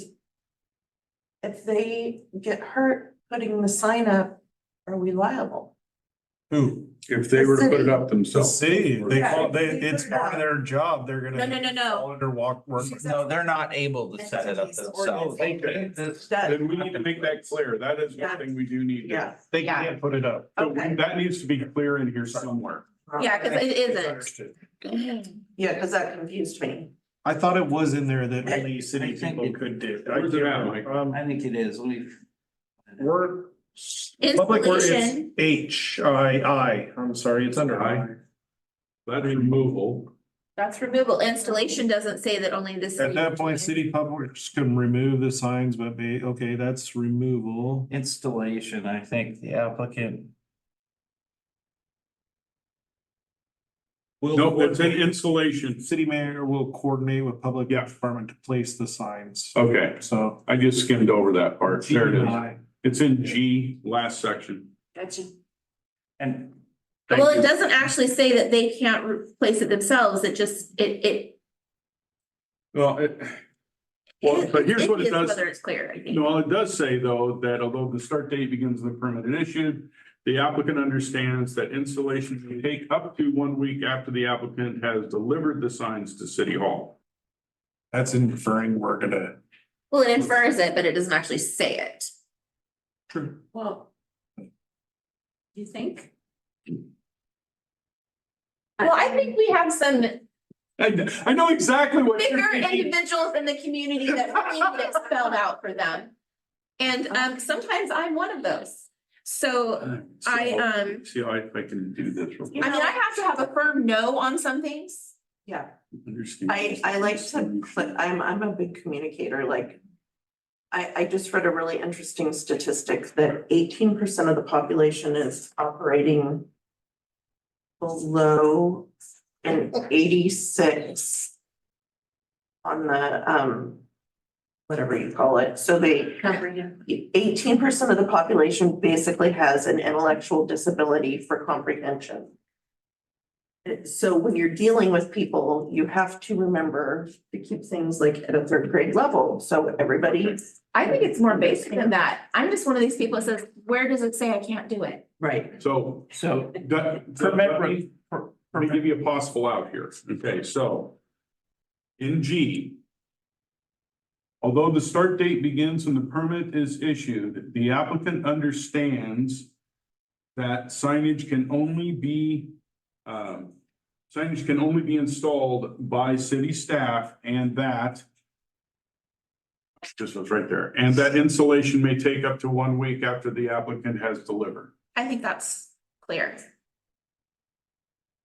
Do we need similar language under the removal as well? Probably. Say, Yeah. just for clarity. Yeah. Because it really only talks about removal, city will only remove it if it's in violation, so it probably needs to be cleared up I that would say. city will remove it at the expiration of its. At the end of the day, it just protects us. Yeah. You know, that's. Yeah, and that was a really good question. I think it's easy to clear up, like, we can. Good girl. Yeah.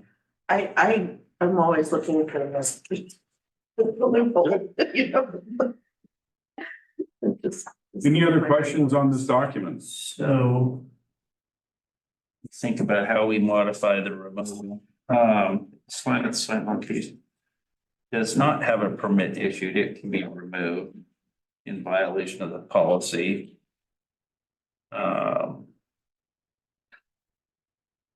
An idea.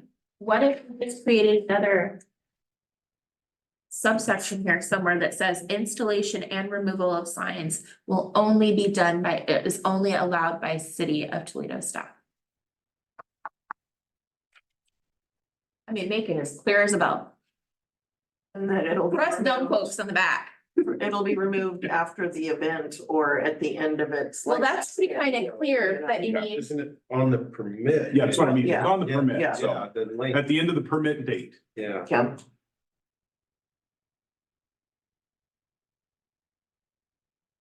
Mike, do you wanna work on this and bring it back, or do Yeah. you wanna try and do it tonight? We can just say as amended, right? Well, yeah, but I wanna make sure the Yes. attorney's okay with having it amended before we do that. I think your amendment's fine, and I think the removal, I can easily combine the installation removal and bring it back if you want me to. Why don't we just have it come back Yeah. next week with our, well, 2 weeks. 2 weeks with Yeah, our the changes? next meeting. Will that be fine? No, I mean, Yes. there's nothing Okay. pressing right now. No, Nobody's- yeah, it's not like, It'll be a quick motion. Yeah. it's not like they're lining up at Leeson's door to put up, We only have one application for a sign. so. All right. We will table this item until the next meeting. Sounds great. All right, next item. Approve change order number 2, complete phase 1 of the public safety building remodel. Doug? So when we were up on the remodel, we got to talking with the contractor, Richard's Remodeling. We're at this juncture right now where we can go where we've modified back to get into our budget. Because we were planning this project to be done by this year on this fiscal budget. Right. And it still can be. However, with talking to them and some of the issues that were coming up, if we go and we scale back like we did, to come back and put in the final part of it like we were going to do. The $300,000 we knocked off is gonna cost us over 500,000 to come back in and do. Right. So with talking to the contractors, they are gracious enough, I guess you could say that to put that back in, they would be willing to do that, and they would hold that billing until the next fiscal cycle so that the money's there, knowing that On they, July 1st. on July 1st, knowing that the money's there then to complete the whole 1.3 million that it was. Right. Versus, where we were at $1 million before. So we could get all of phase 1 done. It's gonna cost us $300,000 more, but it was like $350, I think, down here. Yeah. It's gonna cost you $350,000 more, but in the end, next year when we come back, if I was gonna come back with item, phase 1A to finish it off, I'd be coming to you to go out for bid for probably something around Half to 6. half to 6 million, or half to 600,000. So since they're willing to delay that building to get that final push. When I talked to them, I said, as long as that's in agreement, they would do that, and they have assured us that that would happen. And we have that in writing. Well, it's one writing right here. Yeah. Yep, yeah, I read through all that. I read this, I just mean a contract between us and them, yeah. Yeah, it just seems prudent if we got the contractors. They're ready They're to willing to go. wait, yeah. Yeah, if anybody's dealt with contractors lately, get them now. And this is gonna stabilize the building. The building's a drippy mess right now, and this is going to dry it out. Finish it up. Yeah. Any other questions or comments, So council? the work isn't gonna be delayed, just. Just the payment. Just, Okay, Yeah. got it. I move. Is it okay if I move? You betcha. Okay, I move to approve change order number 2 for $354,698 to be allocated to the 2024-2025 budget to complete phase 1 of the public safety building model and authorize the city manager to sign and execute the agreement. I second. Been moved by Tracy, seconded by Kim to approve change order number 2 for $354,698 to be allocated to the 2024-2025 budget to complete phase 1 of the public safety building remodel and authorize the city manager to sign and execute the agreement. I will take a roll call vote. Councilor Strong. yes. Councilor Burns. Yes. Council President Bush, Yes. Councilor Mix. Yep. And I vote yes. Motion carries 5-0. Peter done. All right. So reports and comments. Oh, he is still back there. Chief. You were directly behind Amanda.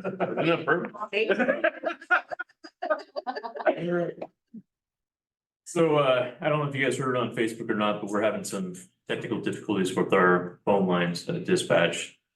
They've able to, figure it out. It's a line that was cut down at, Bonneville Dam. So that's, yeah.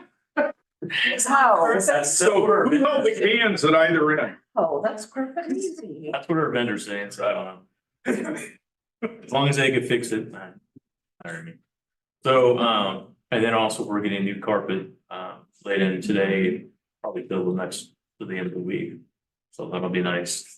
That carpet's been there since, I don't even know how long. When we took the building. That's what Ron was saying, is when the building was taken over, he thought, yes. Sounds about right. Yeah, right now it's historically. It's a stone carpet.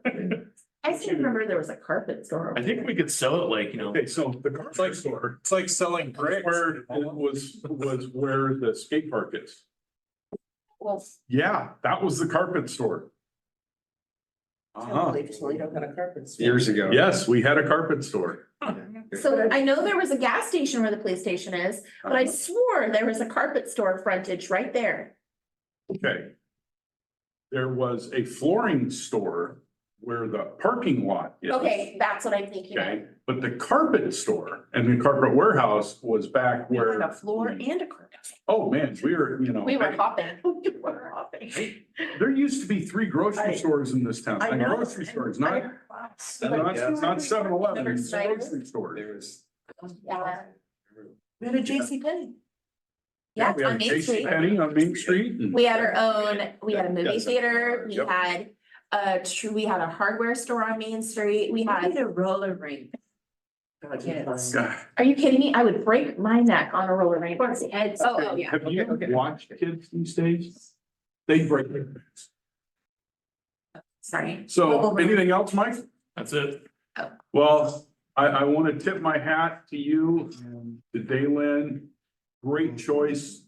I think that, I don't care what size of community, she's gonna be a great detective. She's really good. Absolutely. She's already, the way she treats our vulnerable victims such as the elderly and our young adults or children. Is just very comforting knowing that there's somebody out there that, can help them navigate that difficult part of their lives. Thank you, Chief. Oh, I have a question for Chief. We haven't had any vehicles stolen, have we? Nobody's leaving the keys in them at the gas station? That would be Newport's problem. But we did have that during the GP situation. Oh, did we? Oh yeah, a van got stolen and was taken out to Clackamas for the guy. People are cray out there. What are they thinking? As far as the cars and such on there, I know that there's, seems like there's one of the cars, the officer's cars is a white car. Is that getting, utilized and such on there? As, I know it's really comforting to see them parked. Looks like they're stealthing around and such on there, but it sure slows people down. And that is so good. Yes, I actually had Ron park his patrol car out there by Business Highway 20 where they're doing construction. And due to the visibility of this vehicle, he was able to slow down a lot of the traffic. A lot of the traffic. I mean, obviously You know, must have been people driving over, fast. Yeah. but just. They don't know that. No, they don't know that. Yeah, those poor public works guys almost got hit a few times. Really? Yeah. Scary. Well, I couldn't believe how people would speed past them. I I can't. just, yeah. So yeah, Ron did an outstanding job doing that stuff. Well, thank you, Chief. Lisa? I have nothing tonight, Mayor. Okay, do we have any department heads online? Didn't see any. I mean, Harrison skipped out, so we're gonna have to talk to Harrison. We do not have any other department directors. All right. Amanda? Mostly budget going on, but we did have Pretty big day today. We had our new accounting clerk had her first day with City of Toledo. Oh, yay. Very excited to get her started. We got to take her around a little bit. We did take her to PD this morning and Chief Pace gave her a tour. She got to meet our dispatch supervisor Katie as well. So she got to see dispatch operations and the PD. And we also went and toured the library where she met staff and Harrison showed her around. So that was really good. And then we'll kind of slowly show her other departments as we have time. Is she from here or is she from elsewhere? She's been in Toledo for 6 years now. Okay, So she's a local. she's a local, yes. What's her name? Marley Burke. And I plan to bring her to the May 15th meeting so she can be introduced to council. Good. Oh, yeah, we had a fun, you guys can ask her about this meeting. Related to Jeremy? Nate Burke is her husband. So we had a fun connection. We didn't realize until we were doing orientation today. Last year, was it last year? Yeah, Or so the year there's, before? so there's actually, so Nate Burke, her husband, was one of the first Phantom Gallery artists Oh. on Main Street. Oh, and their family won Chalk the Block Oh, last year. last year. Yeah. Yeah, Yeah. Very cool. yeah, she was good. So we were, yeah, had no idea there was that connection until we were speaking this afternoon. I love it. Cool. Very excited. I think she'll be a good addition. So how do you feel after last night? Good. I already apologized for that. Good. I told Tracy I don't take things personally, so we're good. I love that we have Tracy's eyes. I think it's a great dynamic. I do too. And well, this mayor likes having that around. Well, we all have our things that we bring to the table. That's the nice thing about having such a diverse council and such a diverse body of people, because everybody plays their part and everybody brings something different to offer. And, we can't all know everything. I'm probably on the 75 scale or whatever she was talking about. So, There's no way. and, Taxes and. So, well, I'm not exactly saying, so. Developmental disability and insanity are two different things. Okay, good. We shouldn't go there. Right. Mike? Well, Harrison and Doug and I and I think Amanda have batted back and forth some library policies that'll come to you in the near future for approval. Kind of an update, the Railroad Historical Society, since they were here, just to let you know, we lease property from an LLC that they sublease from us. And the last lease was a 5-year lease with $1 a year. And I think part of the benefit of us as a nonprofit, they would be tax exempt, property tax exempt, but they would have to file a form every year. Right. And so I think that's part of the reason probably why we ended up in this situation. It is. One of the that's just my total guess. You guessed, you were spot on. But one of the members of the LLC that executed the lease on behalf of the LLC has passed away. And so a family member that is listed as a member of the LLC is talking to the Railroad Historical Society's attorney, and a guy in Bend, and I told him you can, talk to them and see what they want to charge the railroad, but they're talking about raising the rent to $600 a year. So just so you're tracking that, I'm not sure how that'll work out, but there's at least. I know it's nothing. I mean, it's for a year. The part is that we own the land. Yeah. So if we own the land, how is it they are? Well, we're leasing the land and subleasing it to them. Oh, so we don't own the land? No, But we're the leasee. They're the subleasee.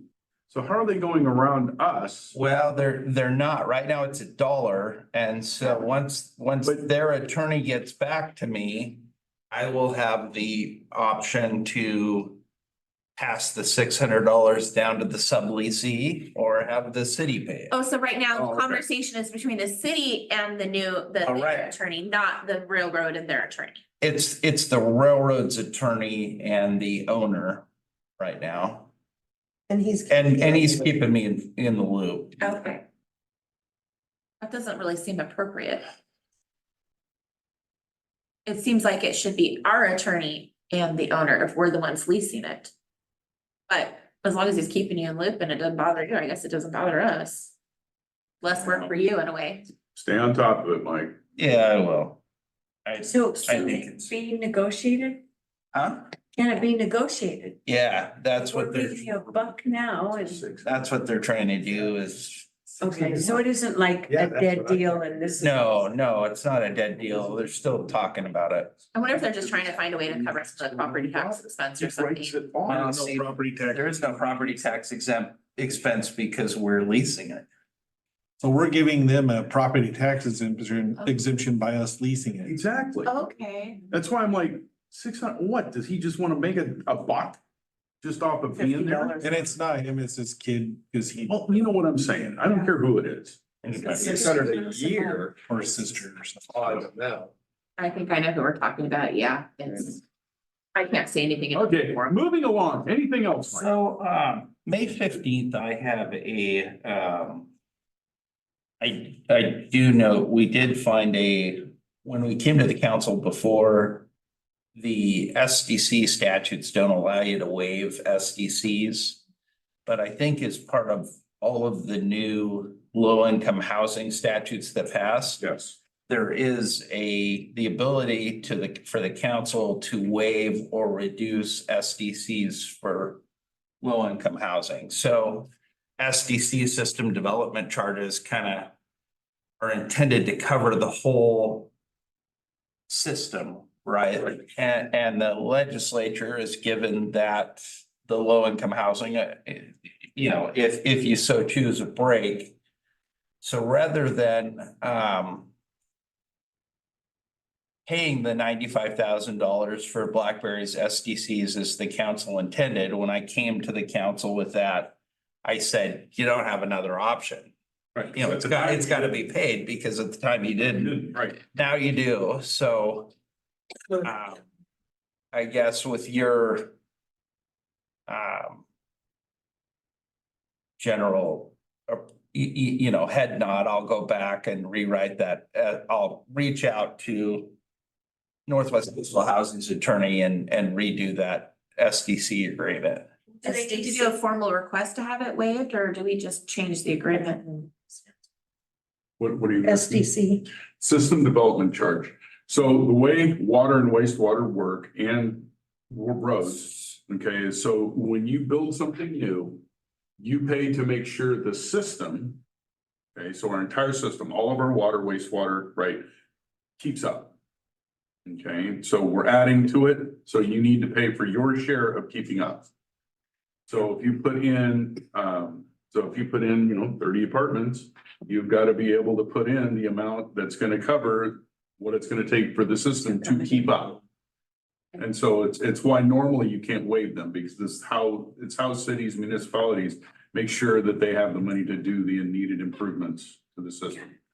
Kind of a buy-in for everybody else that is paid to make that. system And so work. you do that So- through the state then, or the county? No, we do that through, they get charged SDCs when they come in and pull a permit to build a new house. So do we need to develop a policy, to set a policy in place for waiving SDCs and like maybe say, okay, there has to be an application process and you have to meet this criteria and whatnot? I mean, do we need to do something like that? I had thought about it. It's probably a good idea, or I would say you could probably do it in this situation without a policy, because their attorney's been passed the SDC agreement and he didn't want to review it over.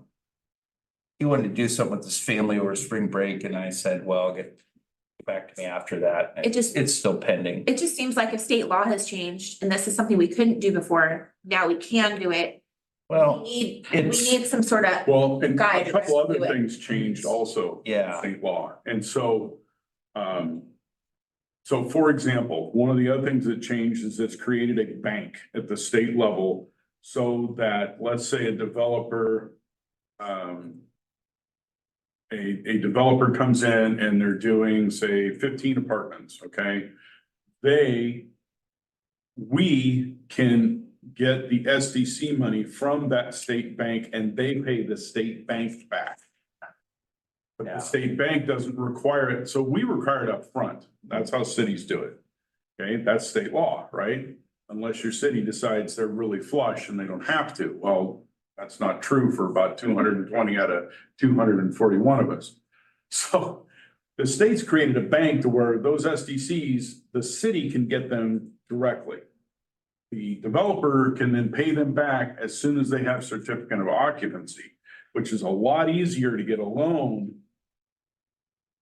for that developer than it is to get the loan right up front to pay SDCs plus everything else of getting the development. And I don't think the state's agency's done the administrative rules to put that bank in place. And that's what I Yeah, mean. There's a right now. lot of changes came out of this one, so I would rather So- wait and do a comprehensive resolution on it, comprehensive policy, Yeah. because the landscape is changing fast. okay. Yeah, I would too, but because we have this one, No, I'm just saying in this Issue- case, we can issue do- now in I would this like case. us to just get it done. just waive it, yeah. Yeah. Right, just waive it, get it done.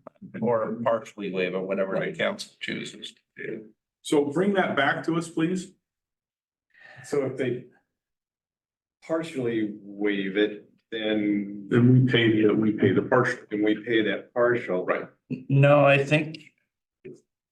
Well, you could choose to do that. Right, I mean, we can do everything from 0 to 100%. Currently, we're doing 100%.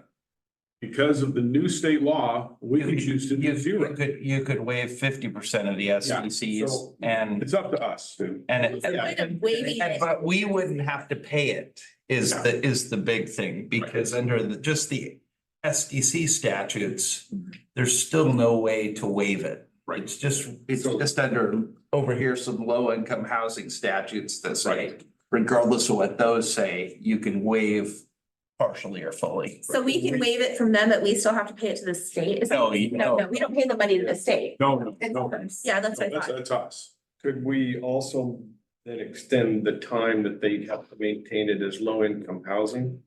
Yeah. Well, we've already got, Yeah. what do we got? How many? 30 years. 30 years. Okay, Yeah. okay. Yeah, we already. I just, some Is places. in the current SDC agreement, Yeah. and Right. if rewrite that, I contemplated. If it was short. Still required. We were It was in going, there. yeah, we made sure of that. If they sell it before the 30 years that they It stays. reimburse us. So is that gonna come back to us next week for more discussion on it, 2 or? weeks. Well, I think it, Well, yeah. so Mike, do I remember correctly that you have a school board meeting next week?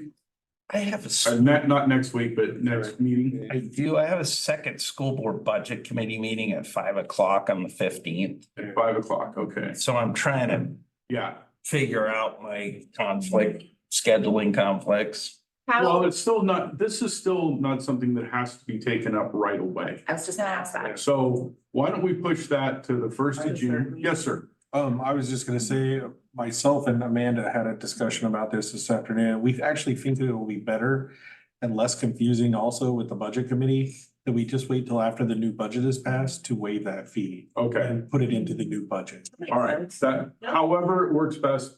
Yeah. You know how the budget works. Yes. I know, I thought we Yeah. weren't including that fee in the new budget. So It's what not- happened was we had already done the budget, so it was budgeted for this current fiscal year to do a budget transfer from the strategic reserve to the SDC.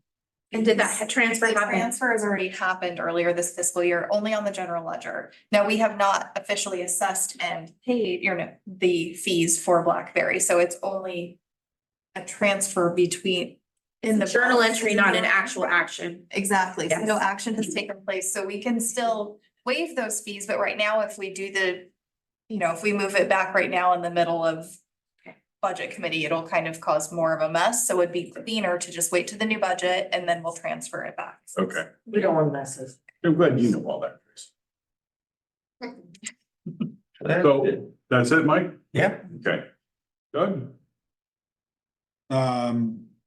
Yeah, so I did get an email from Michael Dewan with the County Public Works, and I'll be bringing to you guys some discussion on Sturtevant Road. They have kind of shot out a little bit of a proposal. They're interested in giving us Sturtevant from basically city limits to the elementary school. They would also like to look at a maintenance agreement with them to go all the way up to Business Loop 20. And that could possibly include a law enforcement agreement with that to be able to police it as well. That Mike and I will have to work out details on that and how that would work. No, it's, I told them. Pay for another officer. So we can do it in an IGA. Oh, don't worry, Mike. I'm just looking at this, wouldn't it be nice to be receiving money from the sheriff to police his street? So, hey, I just. Okay, but you know what my take on this is? They don't wanna pay to maintain it and they know it's expensive and they know it needs maintained and it's far behind and they're like, let's give that to the city. Well, I'm just throwing out there, there's gonna be discussion we can have on it. I know they just repaved it and stuff like that, so. Oh, did they? Yeah. Okay. So, it's probably in one of the nicest shape it's been in for a little while, I don't but have kids in the public schools here, so yeah. I would. Yeah, it's a lot better. Now, another caveat to that though is, and this is the other part that he shot out there is, one, doing that, giving us that with a maintenance agreement, possibly a law enforcement agreement to go with it. But they want to give all of the other county foreclosed ground in the city to us as well. So roads, Not, that's not the A-frame. we're not talking the A-frame, we're talking, But like we have. Road. More ground than just the A-frame. Like that would really be helpful. so we're looking at like, is it Birch Street that's back behind? Yeah.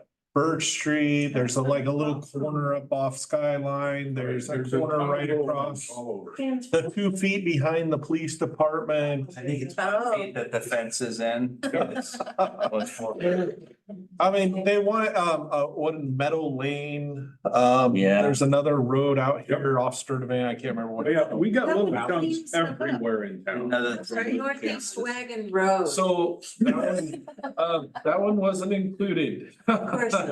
They didn't put that one on there. And trust me, they'll never pay 7th Street either. So the other. Okay, I will come out with a bag of cold patch and I'll start paving It's your fine, road because we for grade you. it now, it's good. One bag at a time. Exactly. I have a tamper. So on that, I was talking with Justin Peterson, I've talked to Mike about it a little bit, you know. And they know like some of those roads like Birch Street and Meadow Lane and stuff like that, they probably don't meet our standards, but I think there's some room to negotiate there.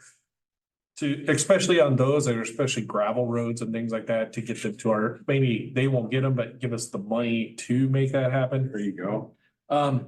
But those are gonna be things I'll be coming to you to talk about. I think there's an opportunity here to clean up some issues. Yeah. Sounds like it. So, and their public works director is on board with that, so. So when is all that need Well, to be I'm- decided? I'm gonna bring it probably towards you guys for the discussion side of it in more depth, so we can, you know, discuss all the ins and outs. And then, so I got a good plan to go back with Mr. Dewan with, and we can maybe start getting the ball rolling. That's So, exciting. good. Yeah, so that's probably the biggest news I have, and I got a meeting coming up Friday on the 640,000 we got for Olala and all the requirements on that. One of those is we're gonna have to work on an agreement with Northwest Coastal. Once we get our contract signed, we have 2 years to complete our end of it. Once we complete, Northwest Coastal has 36 months to complete theirs. If they don't, they have to sign with us on an agreement that they're on the hook for the 640,000 to pay back to the state. It's not on us, it's on them, if we complete ours in 2 years. Right. If we don't complete ours in 2 years, we have to pay back the state Right. the 600. And what is our part of it? Our part is infrastructure and Yep. putting in water line, sewer line, and making sure it's gonna meet the capacity needs Okay. for the apartment. Yep. And right now, we have learned we're short. They need 1,500 gallon per minute at their hydrants. We're only at 1,100. So to do that, we're looking at probably looping and increasing some line size. Yep. The problem is. Makes Hammond Road even more critical that we get it done. Yes, and looping, we're looking like the nearest loop is gonna have to come from about our wastewater plant and go we're looking at following the railroad and crossing the slough and getting over into, is that like 18th Street area Yeah. over Yeah. there? And that's gonna be the loop, come back around. Right. We gotta have it, we're gonna be talking to the engineers to get some water models done, make sure we're gonna meet those pressures and stuff that they need. Otherwise, it's gonna be looping and upsizing pipe from 6-inch to 8-inch or 10-inch to make sure we get the volume there, so. That'll benefit the entire area down there, won't it? Yep. It would, and we discovered an issue we had in testing the hydrant while we were down there.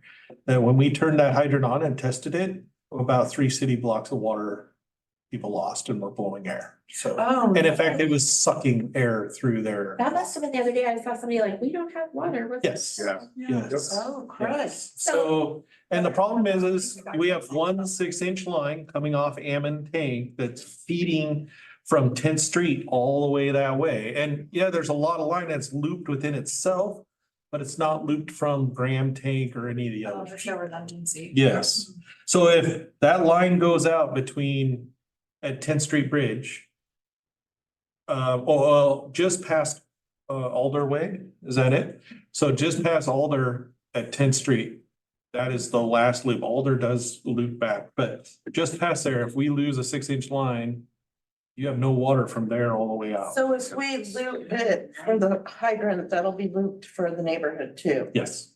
That's awesome. Yep. That's a good Protects our selling people, point. yeah. For this Yes. hour. Yep. So now that you brought up all that, my question is, how much feedback have we had in the city hall from the flyers that were sent out? Have we had many people calling city hall and asking questions? I know people have come in and grabbed flyers. Okay, We've had to keep them stocked. oh, okay, good. And most of the stuff I've seen on it's basically been from Frank's posts on.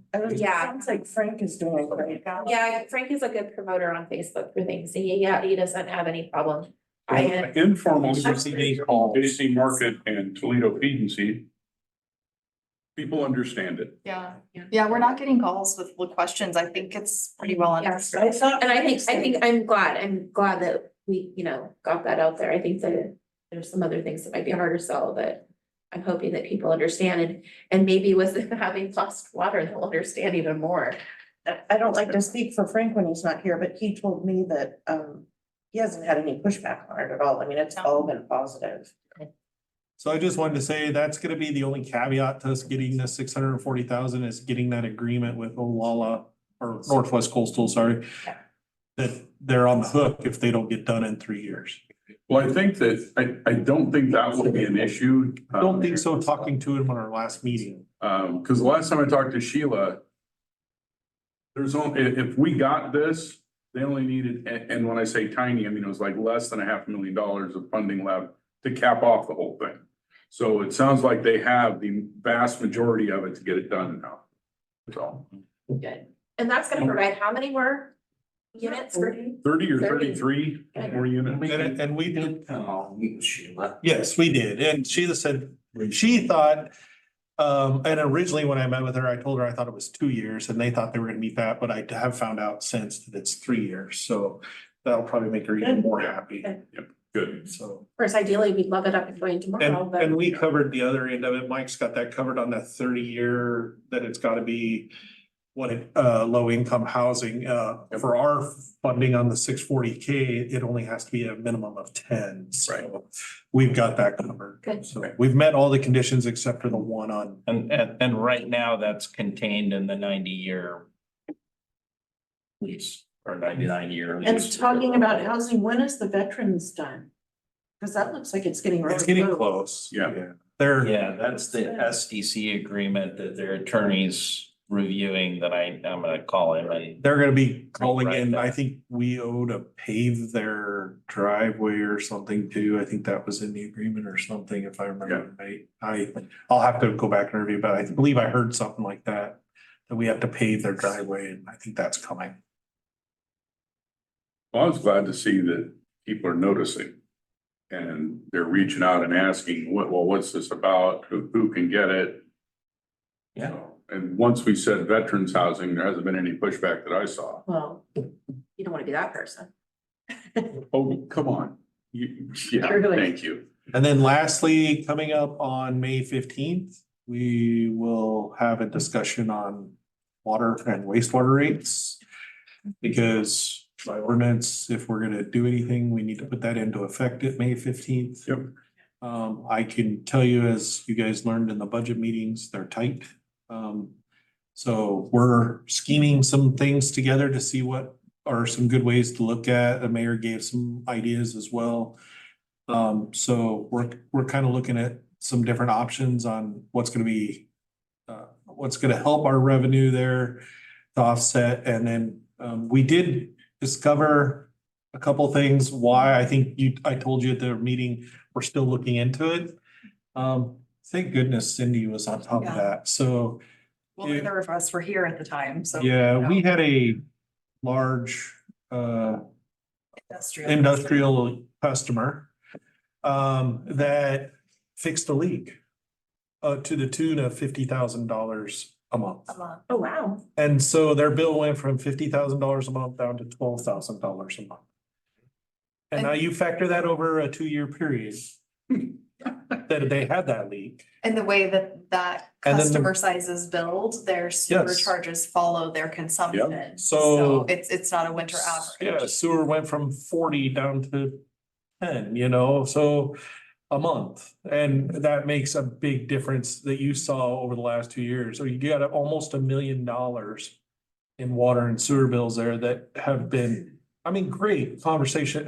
They fixed their bill, but Conservation is wonderful. yeah. It was a heck of a leak. Yeah. So, Well, part of the problem is not so much that leak, and I understand that that's not the thing, but part of the problem that we have with the water rates is for a while there.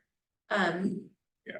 The council, it predated this council, did not want to be the mean ones and raise water rates. yes. And unfortunately, it's a fact of life. We have to do that. And since they didn't do it for so many years, or they did the bare minimum, now we have to play catch up. And it sucks to be the people that have to play catch up, but it has to be done because we have to maintain that infrastructure.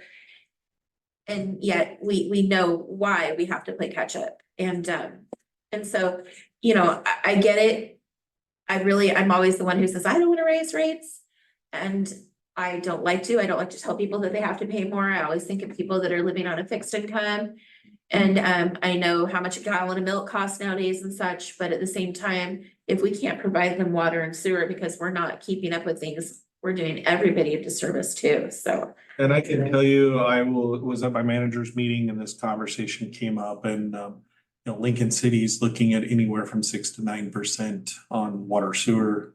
69 or 6? 6 to 9. Oh, 6 okay. to 9. They haven't got it. Wait for the Newport number. Yeah, Newport water only 15% increase. Yes. So I haven't heard their sewer numbers, but I do know their water number is their. Last I heard on the sewer number was 8. So, So when are we gonna address that? next meeting. Next Oh, meeting next will be meeting. talked about. Somewhat related, when I came on council, there were mentions of wanting to get smart meters. And I haven't heard much else said about that. Well, so the thing with the smart I know it's a meters, huge it's a- investment. right. It's one of those things where if we do it, we need to do it citywide. And what I was thinking is that might be one of the last things we do when we have urban renewal, is use the last chunk of that to do all the urban renewal area. That would bring the cost down to getting it done to everything else in town. The smart meters are great, but I've also learned over the last 6 months from several of my friends who work in that and live with it, sometimes that's not good. Really? Yeah. In what way? Because if the computer system at the agency that has the smart meter is not fully, what's the word they use, is not fully up to date or doesn't have the latest software, it can screw your bill up. Ooh, that's not good. Like Yeah. water machines. Yeah. And the reason I asked about it is I went to that one meeting for you, the Mid-Coast Yep. Watershed. And Seal Rock Yeah. spoke about getting them and it sounded amazing. So it cuts your bill down because if you have any leaks, you know to shut your water off right You away. get an and figure it alert. out. You get an alert, so people end up saving a lot of money on their bills. Granted, Seal Rock is vacation community and a lot of people aren't there all the time. So like if their water's running for a month and then they catch it, it's really bad. But with the Yes. smart meters, you know, like that day. Or you know somebody's squatting in your empty house because you're using all this water and Yeah. that alerts you, but so it had some really, really good benefits. Plus, I think it would cut down on our employee time going around reading meters. I mean, there are a lot of benefits to it. Like But I said, It's yeah. a big upfront investment. If we were to Yes. get a grant or something for it, it would be fantastic. It is, there's a possibility there could be Odo grants. I know I was with Central Lincoln PUD for 10 years and I came on when we were implementing an AMI meter conversion. So we had the smart meters there. Yeah. And we received grants back at that time to do that. And your smart meters are awesome. They're awesome. There's a lot of functionality, 15-minute interval reads, a lot of use for both the customer and the city side. So Yeah. there's a lot to offer there. I will say that one thing to keep in mind if we do go after this, lesson learned in the utility industry, if you deploy all new meters at the same time, they all start failing at the same time. So you want to roll that out in phases. That's. Oh my That's what we God. do. So we do Yeah. a section. You want to phase that out. Actually, most of them will recommend that you section up your town in 4 or 5 sections. Yeah. and roll them in That's because- brilliant. Like, why would you? do Yeah. that? Oh, yeah, Yeah. brilliant. We can add more dollar signs to the, A lot of them have 10-year battery lives and so, and that's dependent on cold weather and things like that too. It's not really the batteries, but it's the software. There's things that fail. And a lot of times they'll tell you, even with the electric meters, they would tell us 10-year and we were seeing failures around 7. So, Interesting. I just like to keep that kind of in the back of our minds. anything else, Doug? That concludes my report. Any questions for Doug? All right, council comments. I'll start with Tracy. Glad you're alive. I feel like too. Been an interesting week. I really can't think of anything council business wise that I would add. Okay. Nothing that I, just, like I said, glad to be alive. Stu? I'm just doing another budget with the solid waste people tomorrow, starting that, thank you. And we're gonna be on the hook again till they close it, so I'll try to keep the numbers down. Yeah. Jackie? I don't know, that just really made me laugh inside and now it's coming out, so. It's the dump, it's the dump. I know. It's the dump that never dies. I get Yes. that, I get it. I got nothing. It's what my husband does every night and it's like, you have to. Oh, my. Oh, we need to return. Council President Bush. The spring conference last week was really good. I went to some very good meetings. There was a mental health one that I thought was fantastic. Some people seemed like they were disappointed. It wasn't directly related to homelessness, but it was because we have to start thinking about mental health, like supporting people instead of criminalizing it and, ostracizing people with mental health stuff. And I thought it was really helpful and hopefully we all got some really good information out of it. talked to the water caucus people and mentioned about raising the dam, and they were very interested in that and want us to discuss it with Gomberg and see what we can do going forward. They were worried about environmentalists and what they thought about it. And I said, well, I went to the Central Coast, water meeting, and I mentioned it to them because I think this is becoming like my little passion project. I just feel like it's really important to raise the dam at some point for our whole Central Coast community. And it sounds like people are excited about it. And even the meeting I went to, the environmentalists were like, oh, yeah, you need to do that. We'll help you get grants or whatever. So They were the ones that came to us back in 2009 to do all the watershed work up here. yeah. Were the environmentalists, because they'd seen how other cities had done it and they wanted to do it. They gave us a great price on doing it. So they've done it. So, yeah, so the caucus people were like, oh, they're for it? Wow, okay, yeah. So anyway, so there was that, and then really good talk from, and I took notes and I didn't bring them with me, one of the big sheriffs, and he works in Marion County. Yeah, the Klamath Falls. Oh, you're not talking about the keynote, you're talking about. No, I'm talking about the House bill that replaced, is it 110 about the Yes. drug? Yeah. And that made me very optimistic. The program that they are doing in and around Klamath Falls is working with the sheriff, the police, local rehab places, and then the sheriff and police have people who are ex-addicts that have been trained to be liaisons, basically, between law enforcement and the people on the streets that need the help. And the whole entire program is built to completely keep people out of prison and to give them all these chances, and they have like this whole flow chart of how they're doing it. And it sounds really incredible. He said that Lincoln County has something like that.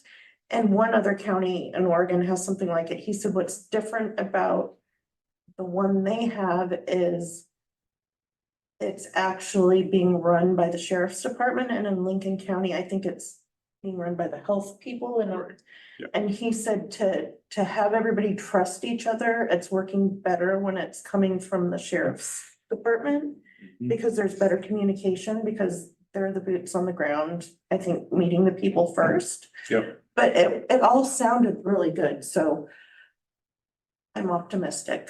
And those are the things that stick out of my brain right now from last week. It was good.